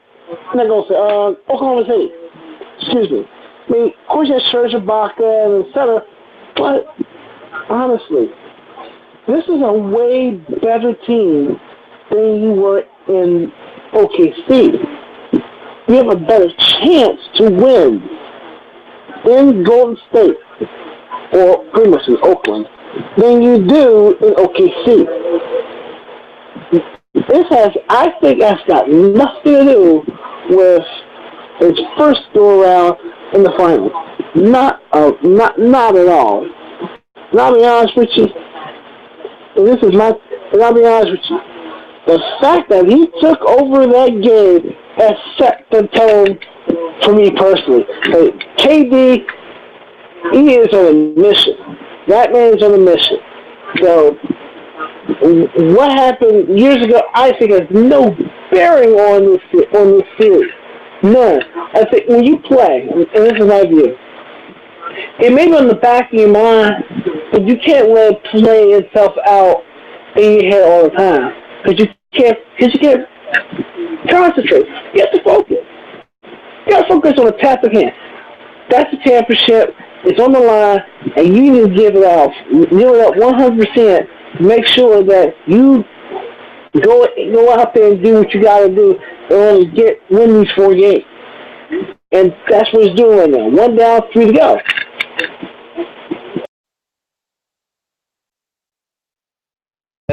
I definitely agree with Matt. I don't think. Well, after his performance yesterday, I think it's a little bit of both. I don't think he's taking it. I don't think. I agree with Matt. I don't think anything that happened 6 years ago when it was Kevin Durant, Russell Westbrook, and James Harden on the same team facing the Miami Heat. I don't think that has any bearing. I think this is just hungry Kevin Durant very actively. This is what happened to LeBron.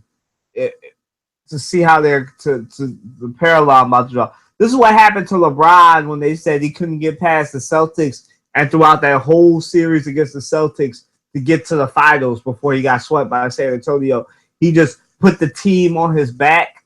This is what Kevin Durant's doing. Kevin Durant is hungry. He's heard what people like Stephen A. Smith are saying that, and people on Facebook and on Twitter. I know most athletes say, "Oh, I don't look at that stuff." They do. They lying to you. And, you can tell just by his performance yesterday that he came out on a mission, not just to win a championship, but to set a tone and to show everybody, not just LeBron James. Because LeBron James know that, that Kevin Durant is a top 2 player, the second best player after him, right? But to show people that it's not a weak move. He made a smart decision basketball-wise and everything to come to Golden State. And all he wants to do is win a championship. And whether he got to be the second option or the primary option behind him before Steph Curry, that he going to win his championship. And that's all he's in Golden State to do is win championships and get into the Hall of Fame. I've said this before. I'll say it again. He doesn't want to be a Karl Malone, a Allen Iverson, a Charles Barkley, a Carmelo Anthony, or any of these other players. What the only rings that they're going to get is their Hall of Fame ring. He doesn't want to be that. He wants his ring. I admire that. Get your ring. I got a lot more respect. Now, I've always respected Kevin Durant. But see, I'm the opposite. I respect the man that says, you know what? I've been playing with a gun for 9 years, and it's only ended up in one finals appearance for me, and we didn't even come close. We basically only won 1 game against that Miami Heat team, and I respect that. Go get your title. Get your titles, Kevin Durant. I respect the fact that he's saying, you know what? This team is so great. I'll take less money. Now, will he actually do it, or is he just saying that for PR? Who knows? But I respect that. I don't think he takes it personally. I think that, this is what he came to Golden State to do. Take names and win championships. And I respect that. I can't knock a man for not wanting to be like Karl Malone, Allen Iverson, and Charles Barkley.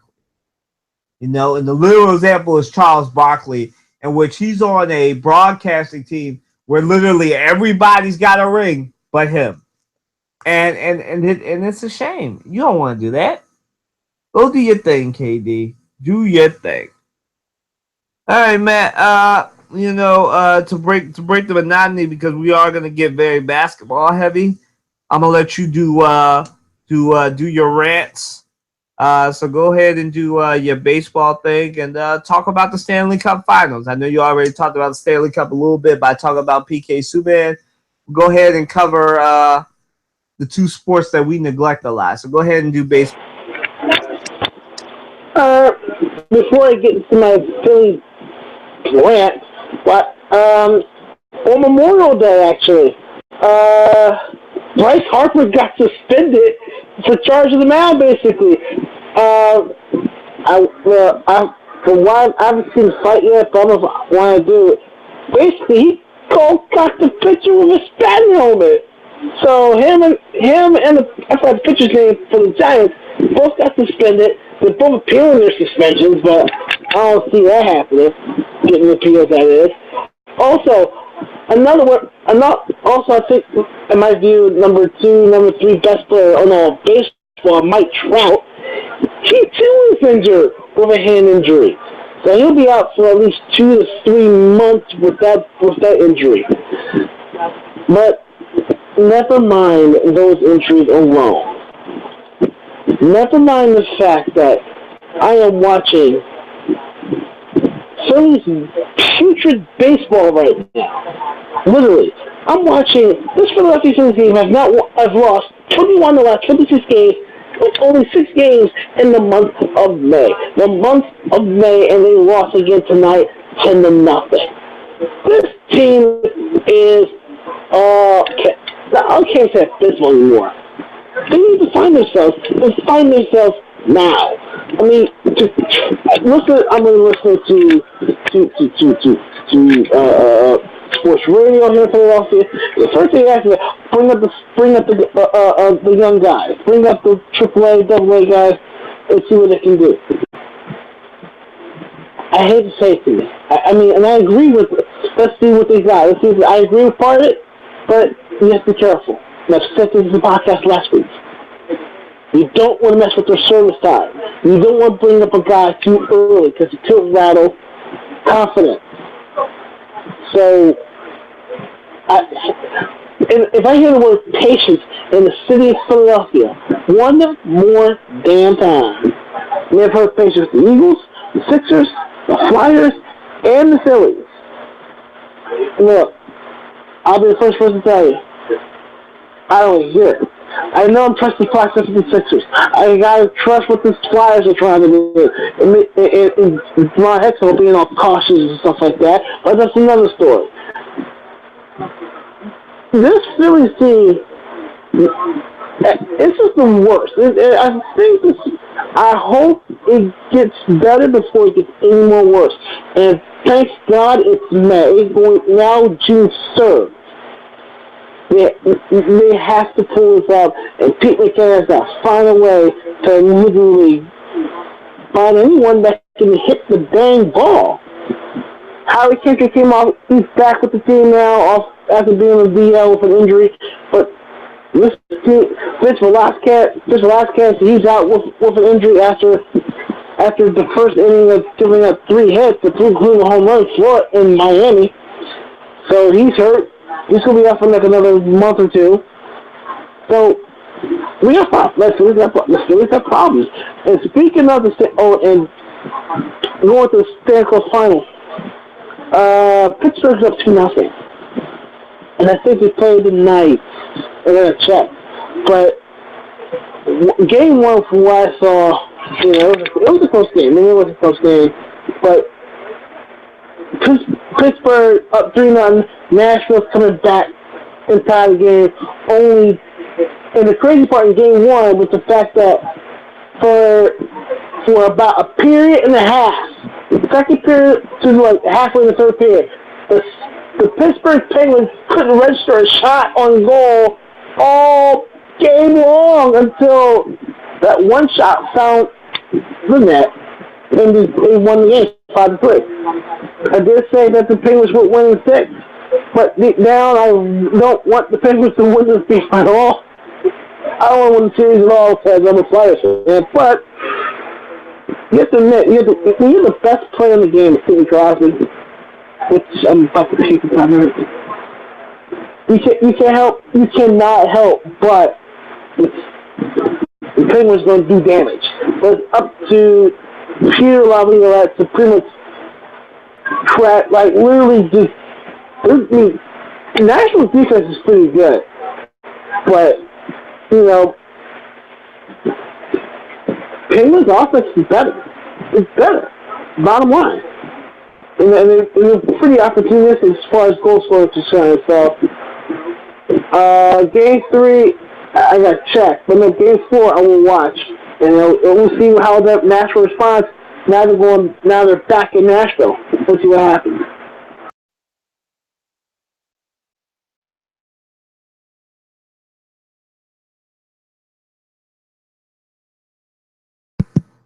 All right, that was Matt's baseball rant and his Stanley Cup Finals coverage. Definitely, like I said, we're in championship season, so we're definitely going to get into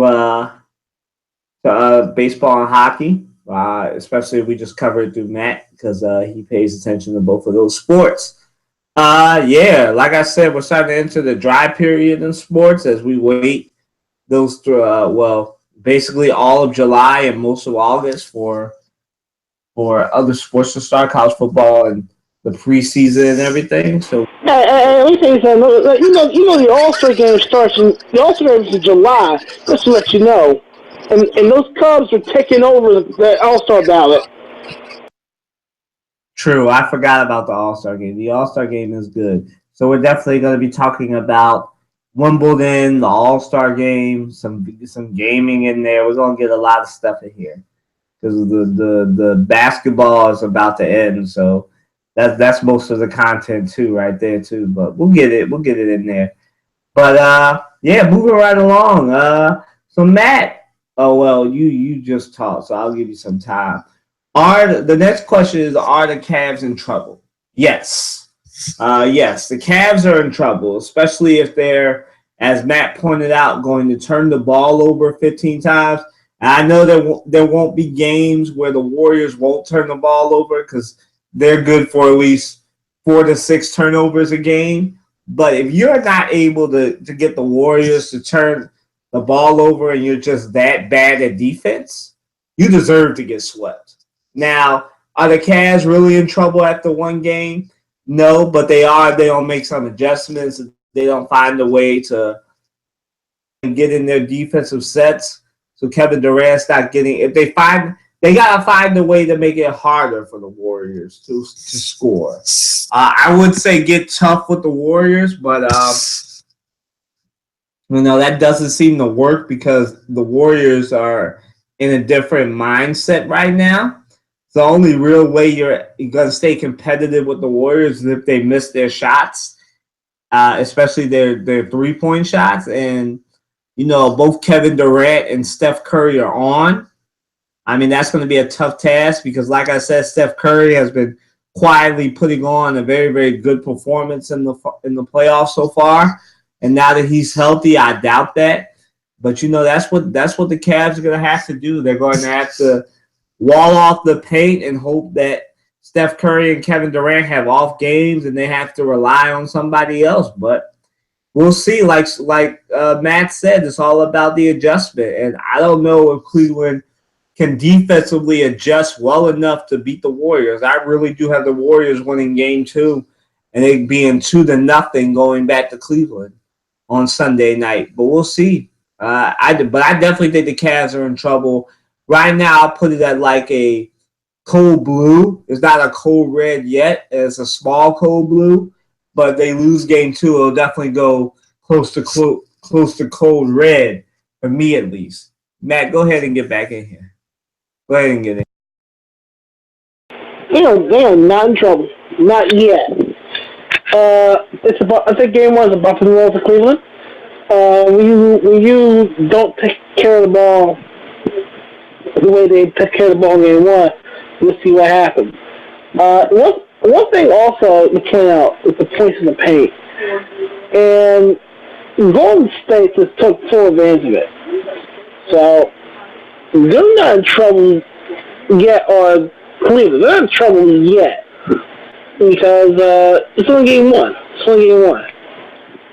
So with that being said, they got to clamp down on defense, which I doubt they could have the capacity, but it's up to what Kyrie Irving and what LeBron does. Especially, and I'll add Kevin Love as well. It depends on what they do in game two and how they respond. They're not in trouble yet, but it's based on how they respond in game two. If they go at 12, they're in trouble. You're 2 games away from getting yourself eliminated. They've been here before. They've been down 3-1, but I said, don't rest that laurel because this is a different Golden State team that's trying to put their foot down to the pedal to the metal and put it down your throats. So this team is not in trouble yet. But if they don't make the adjustments in order to get and steal game two, which yes, everybody in America would have gotten this will get a damn taco from Taco Bell, which I probably won't eat anyway unless I'm desperate. But no, they can still game two, but it depends on the various factors.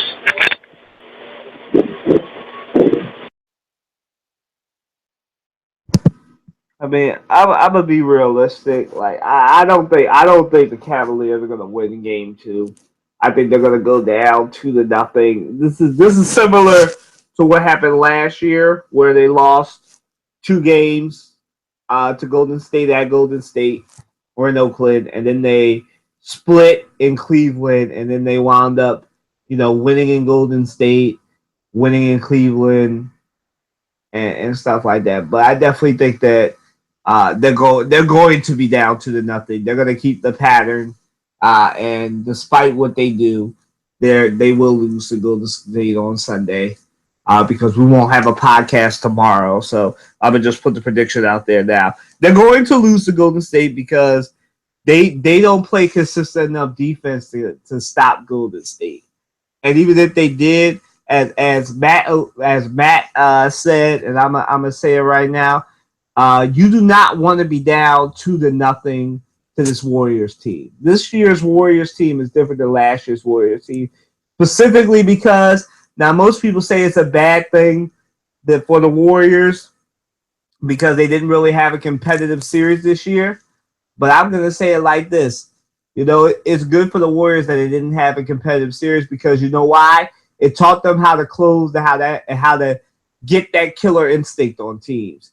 That you don't give teams a chance. If you got them down 2-0, 3-0, you close them out, you don't give them no chance. And see, that was the Warriors' problem last year. They didn't know how to close. They weren't healthy. They weren't well rested. This year, since they rested all of their starters against that San Antonio game, and I remember all the people, and Matt pointed this out, that they've won 24 of their last 25 games since they rested against San Antonio. That should tell you something, right? The Warriors have been rested. They played it better. They didn't run their young legs into the ground. And, I said it before, I think last week or the week before. Matt can come back on here and correct me if I'm wrong. I said that LeBron would start to show the tiredness because he's been playing 41 minutes every playoff game. He barely getting rest. And last night, Draymond Green and Klay Thompson probably had a lot to do with this. But he had a good game, but he still looked tired. He looked exhausted. I mean, this is what happens. He plays 41 minutes a game every playoff series. I said he would get tired, and he's starting to get tired. And, it's not like the other playoff series where you had 3 days to rest. He's only getting 2. And both of those days are spent practicing, so he doesn't really get downtime. But this is what it is, man. And I hope that they make the adjustments. We're gonna get to our next question, and so we might as well answer that one too. So Matt, you could also answer: do you think this will be a competitive series as well?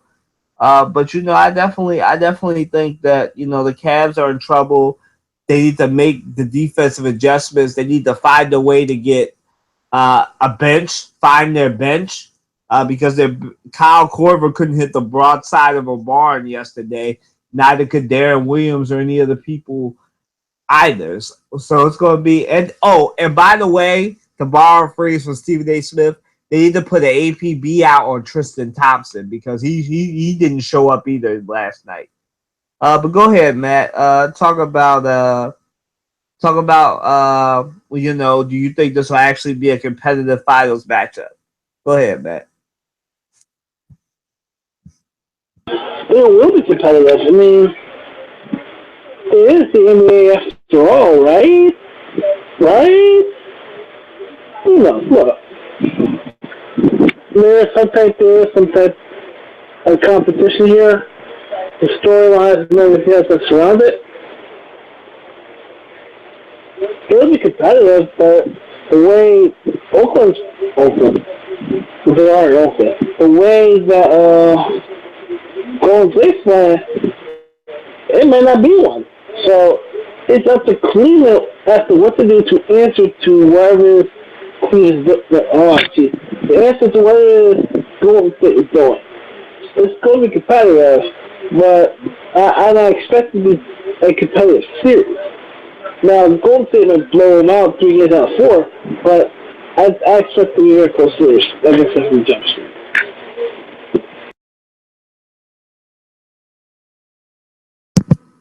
I want to say yes. My heart is saying yes, but my brain is saying based on what I just saw of last night's game, I don't think it will be a competitive series, especially if the Warriors come out in every game. I know this is going to be hard. If they have the combination of Kevin Durant, I think Steph Curry will stay consistent. If they have the combination, let's just say this: if Game 2 starts out with how Game 1 started out, where it was Kevin Durant and Steph Curry just lighting up Cleveland, and the only other difference is either Draymond Green and Klay Thompson, if not both, if they're getting off too, it's a wrap for Cleveland in Game 2.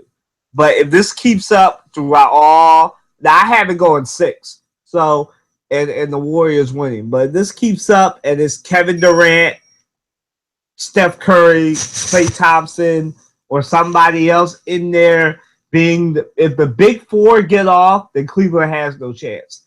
I hope it's competitive, but I think that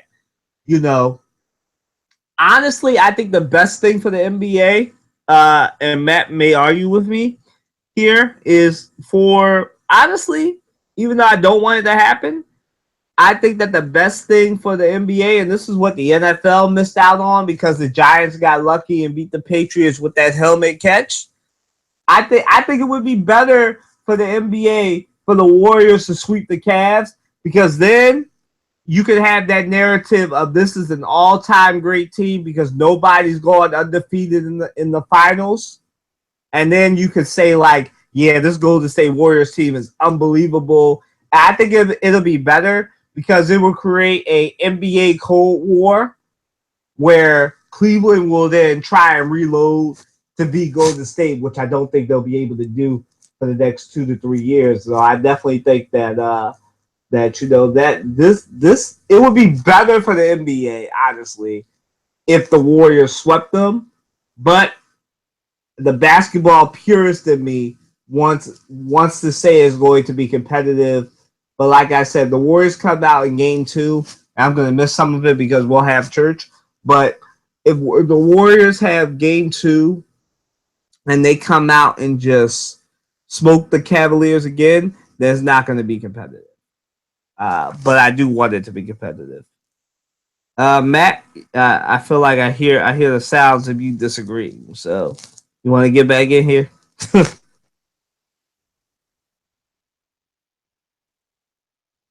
Matt? Yeah, how about that? Remind me where I am at right now. I just said that it would be better for the NBA. I think if the Warriors sweep the Cavaliers, because then it will add to that narrative of the Warriors being an all-time great team, and it would do something that no NBA team has done: go completely undefeated throughout the playoffs. And it would be amazing.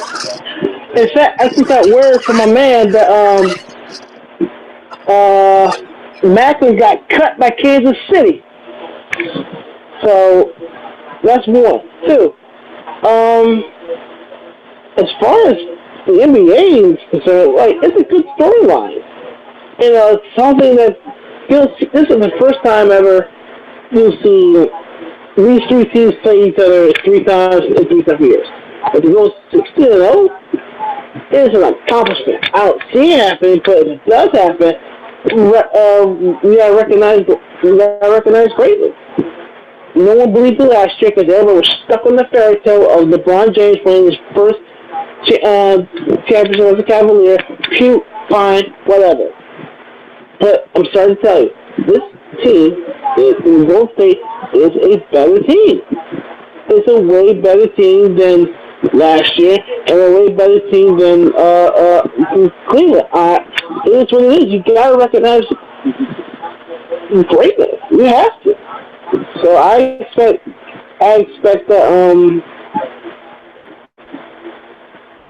for the NBA it's good theater. It's really good theater. It really is. But other than that,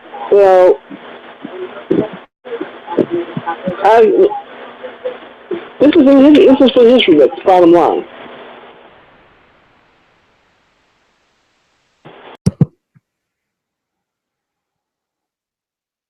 Yeah, man. Going along with that, man. Like like I said, the basketball purist in me is saying that this is going to be competitive. It's going to go 6.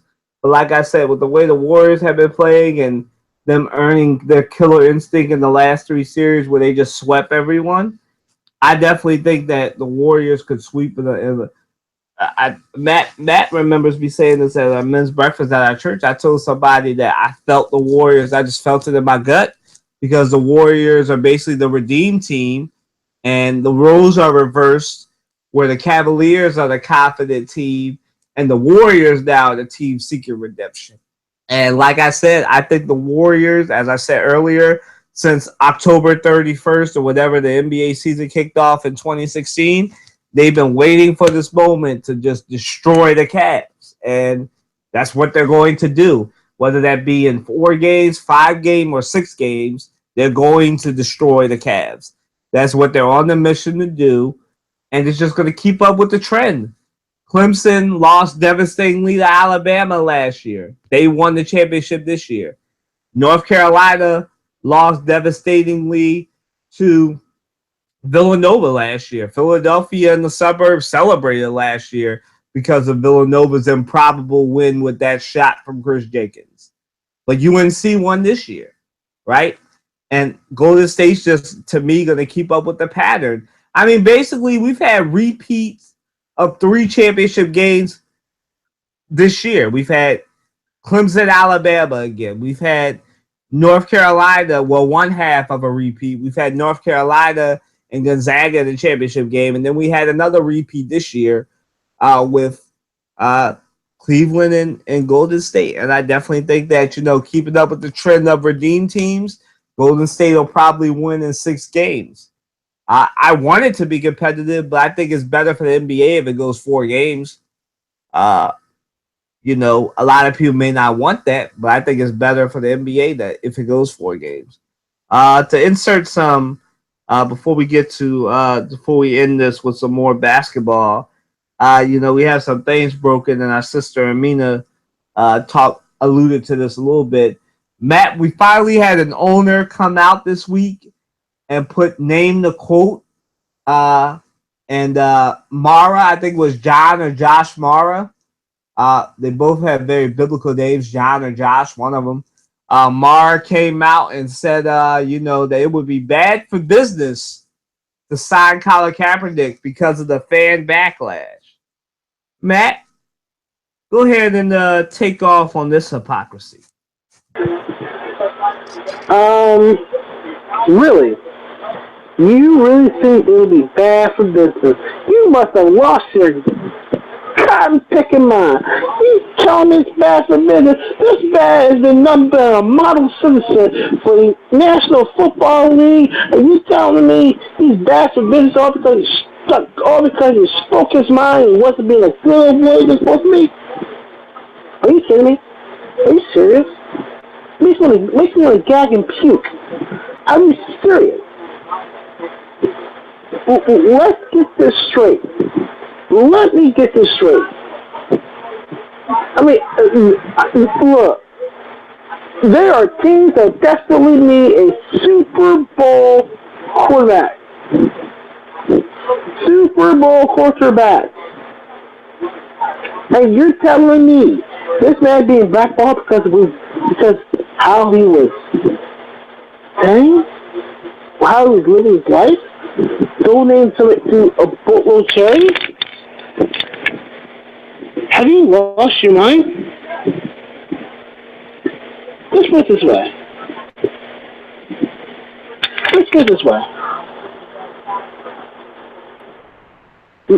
It is wrong to put that out there. I mean, look, the Eagles don't need a quarterback, actually. We're good. We got Nick Foles, we got Carson Wentz, we're good to go. We're good in that area. I know Washington's a quarterback. Doesn't mind Kirk Cousins. I don't like him anyway. I know Cleveland's quarterback. I know there's a lot of teams in quarterback. But to blackball this man. You telling me this man is being blackballed because of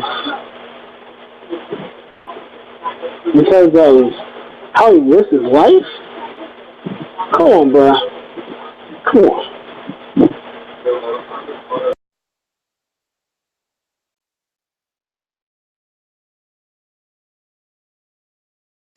Yeah, going along with what Matt said, but adding to it a little bit, because Matt did a really good job, but this is coming from the guy who owns the Giants, bruh. I'm sorry, but didn't you just have a kicker on your roster who was beating up his wife, and you kept him on the roster? And you talking about something that's bad for business. I'm pretty sure domestic violence has killed more NFL, more profits, and gotten more fan backlash than kneeling during the dang national anthem ever will. First and foremost, let me kill this guy real quick. Mr. Mara, you have freaking Josh Brown. I wrote an article on Josh Brown on your roster. You need to explain that to me before you talk about I don't want Colin Kaepernick on my roster because of the fan backlash. Boy, you had a white kicker running around here beating up his wife, and race doesn't matter because you got Greg Hardy and Ray Rice, too, doing the same dang thing. And our sister Amina pointed this out. Domestic violence. So you telling me people who commit domestic violence are more valuable than a quarterback who's been donating his whole sneaker collection to people in need, was out there giving suits to inmates who just got out of jail so they could get a job, donated his whole suit collection so these freaking inmates can get jobs.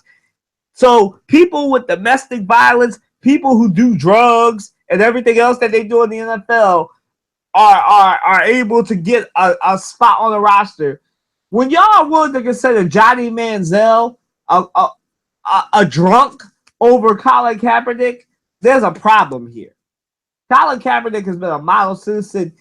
Like Johnny Football, he's gone to a freaking Super Bowl, right? And y'all going say, oh no, we don't want him because of the fan backlash.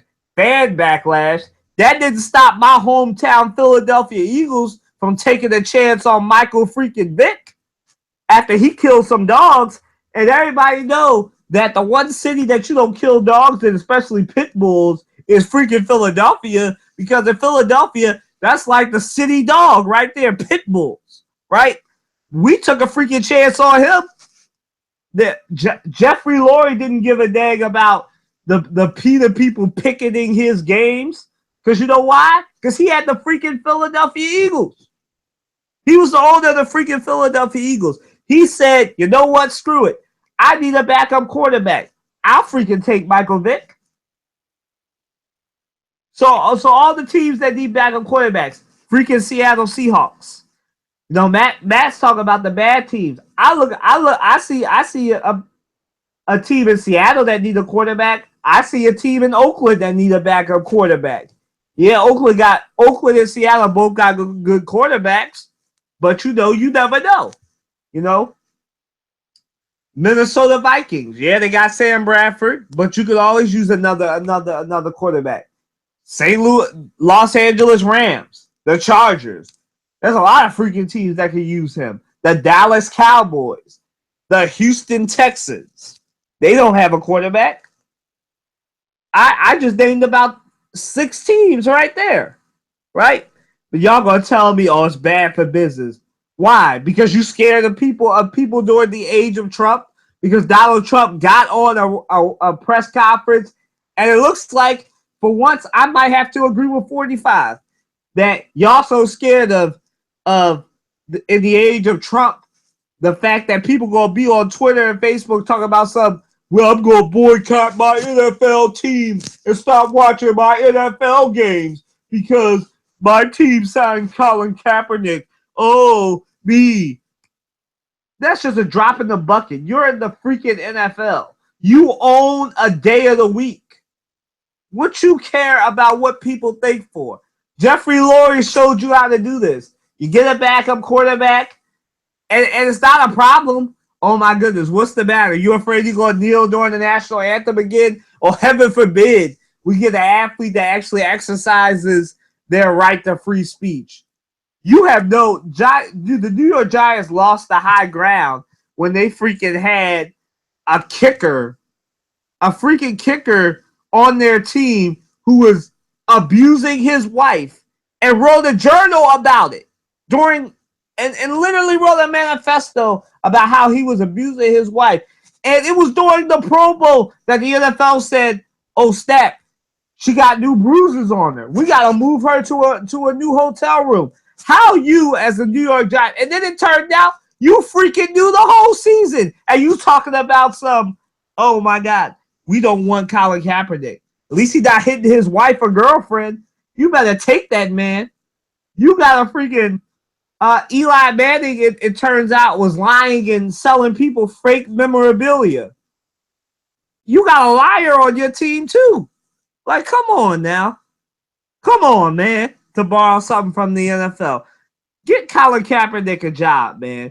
It's going to be worse for the NFL if Colin Kaepernick don't have a job. It's going to be worse for you. Somebody better sign Colin Kaepernick. Matt, I'm going to let you get back.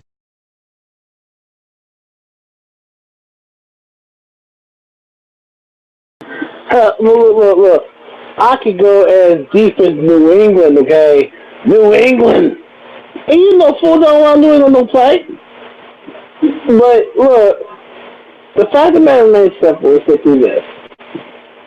One of my friends, just sent me a message saying, like, the Mariners is basically the NFL's version of Trump.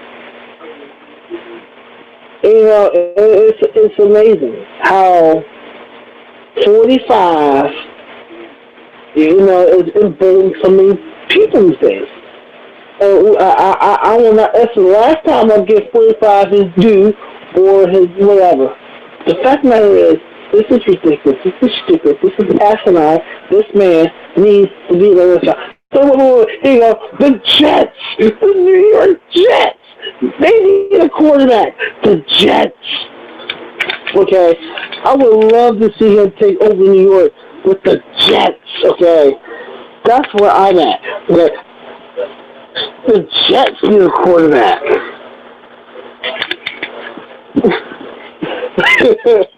So, with that being said, okay,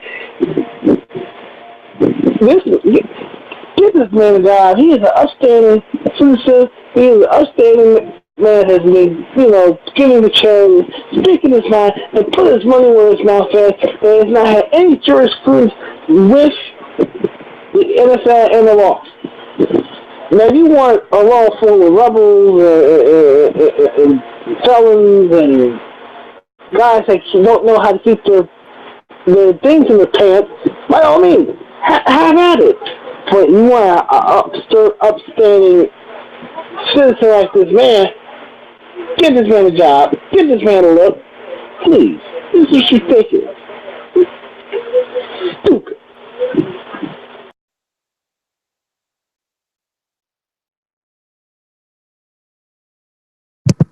All right, y'all. We're coming up on the final topic, but before we do that, we need to go through something else that's just breaking. Chris Bosh was ruled. Let me get this right. Unfit to play. So even though we talked about last week how he won his waiver to be able to play again, and he'll still get his $52 million for the next 2 years from the Miami Heat.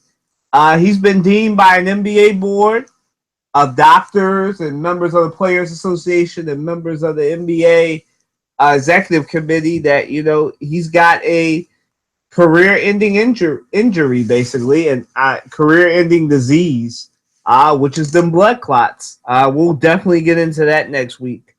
But Matt, to end this thing, our favorite word, is there such a thing as parity in the NBA? Matt, go ahead, because I know What is parity in the NBA? It's like this. You in the Western Conference, look, the first 3-4 teams in the East and the West, in the Western Conference in particular, you already know. Golden State, San Antonio, you already know. There is parity, but not really, in my view. Maybe it's because I'm being a cynical Sixers fan, but there is parity, but not like it used to be. It's not like where, okay, you're a move or two away from getting back to the postseason from the playoffs. It's not like that. It's like you make one bad move that's just you back 5-7 years. Parity, it's there, but it's not really there. I don't think there is, because you already know your usual suspects every year. Particularly Cleveland and now Boston and Toronto. Which, oh, by the way, I didn't see Boston coming, I ain't gonna lie. But it's becoming more parity every year now as players are getting older. And the superstars are getting older. But it's up to the front office people to really, compete. Put your team in the right spot to beat whoever it is you need to beat. But right now, it's the Warriors and Cavaliers. They are the crop of the NBA, and as far as parity is concerned, it's there. It's not there, but it's there, but it's not there. That's where I'm at right now. But that's just me being a Philadelphia fan. That's just very cynical.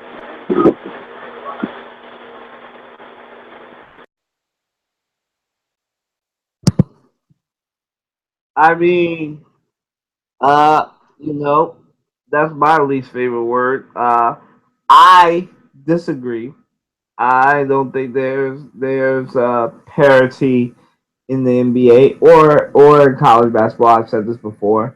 I don't think there's parity in the NBA because, as Matt said, we've had the same two teams in the finals the last 3 years. There's not as much parity. I mean, there never really was parity, even when we watched in the '90s. It was just that it felt like there were more teams who could get there. But now we're in the era of we're back in the Lakers and Celtics. Not that Golden State or Cleveland are compared to those teams of the '60s, '70s, and '80s. But we're back in this era where you have two dominant teams, and you know who's going to be in the finals, and everybody else is just playing for third, fourth, and fifth place. But basically, there's an argument to be made that really the four best teams, really there's really only two really, really good Western Conference teams that have a chance to make the finals. That's the Spurs and the and the Warriors, and then you have one really dominant team and one on the rise, good team that's on the rise. The other two teams that can make the finals on the East, Boston and Cleveland, and we've seen that matchup and how Boston doesn't really stack up to Cleveland. So there really is no parity. I mean, the only legendary franchise of those four teams that I mentioned is Boston, because they have the most championships compared to everybody else in the NBA. But three of those teams are dominant. San Antonio Spurs have been dynastic for the last 20 years. And so, you've always had, this is the first time in a while where we have two dominant teams. Every other era of the NBA in the late 90s to in the early 2000s, it was the Lakers, the Shaq and Kobe's Lakers. And then after that, it was Duncan and Robinson and their Spurs. And now you're in the Kawhi Leonard Spurs years. And now we have, and the only new team in that is Golden State, because now we're in the Steph Curry, Kevin Durant years. I'm not going to call it Showtime, because I think that'd be disrespectful to the Showtime Lakers, but we'll call it the High Energy Warriors, for lack of a better term. Now we're in the High Energy Warriors era, and the latter half of the LeBron years, right? We're almost at AK after. We're almost at the AK era of basketball, right? The after the King era of basketball. We're getting close to that, because LeBron is 32. And as I said last week, he's at that age, because 33, 34 was the age that Kobe broke down. So he's at that age where his body will start breaking down very soon. It's not that I wish injury on people. It's just what happened to Kobe is what happened to Jordan. Their body started breaking down as they got into their early 30s. Because even though they were young in basketball years, they were old because they were in their 20th years and all that. But back to the question at hand, I don't think there's any such thing as parity, because right now you have four really good teams, but you have two teams that are definitely going to meet in the finals, where you have the Golden State Warriors and the Cleveland Cavaliers. And you know what? You should enjoy it. As Matt said, it's not parity like we're used to parity. I mean, like I said, there's never been parity in the NBA, because there's always been one team. There's never a surprise team in the NBA that makes it to the finals, right? Nobody is surprised, because it's really only out of the 4 or 5 really good teams, those are really the only good teams that have a chance to make the finals. So no one is really surprised if a team makes the finals. It's not like a team on the level of like the Butler Bulldogs or George Mason, like it is in college basketball, makes it to the finals. Like the last time we had that, I guess, would have been Allen Iverson's 76ers, right? So, and we haven't had that. And that was in, 2002, 2003? That was 14, 15 years ago. That was the last time we had a surprise team in the finals. So there is no parity in basketball, to me at least. Matt even said, and he kind of agrees with me, that it's not parity like it used to be. But that's just what it is now. We're in the era, like I said, of two really good, really dominant teams, and everybody has to reload, whether that be through the draft like Golden State did, or through free agency and trades like Cleveland did. This is a new NBA. This is the trade, free agency, and draft. This is trade, sign, and draft. New talent to get a championship. That's what it is now. And that may limit the parity of the NBA. For those of you that believe there's parity in the NBA. So yeah, that's how we're gonna end it. I want to thank Matt and Amina for rocking out with us. As I said, Trey couldn't make it today. His sister is graduating high school tomorrow, and he's preparing. And he and his family are preparing for that. So they are not. Or he was not able to come through today, but we want to send a congratulations to the high school graduate, Tori, Victoria Taylor. That's one of Trey's siblings, part of our crossover family and our church family.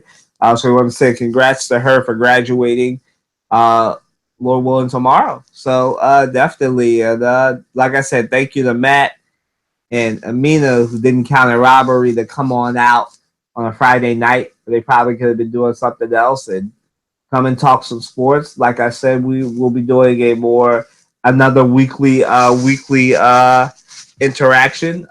You guys definitely loved our trade deadline when we did that in the NBA.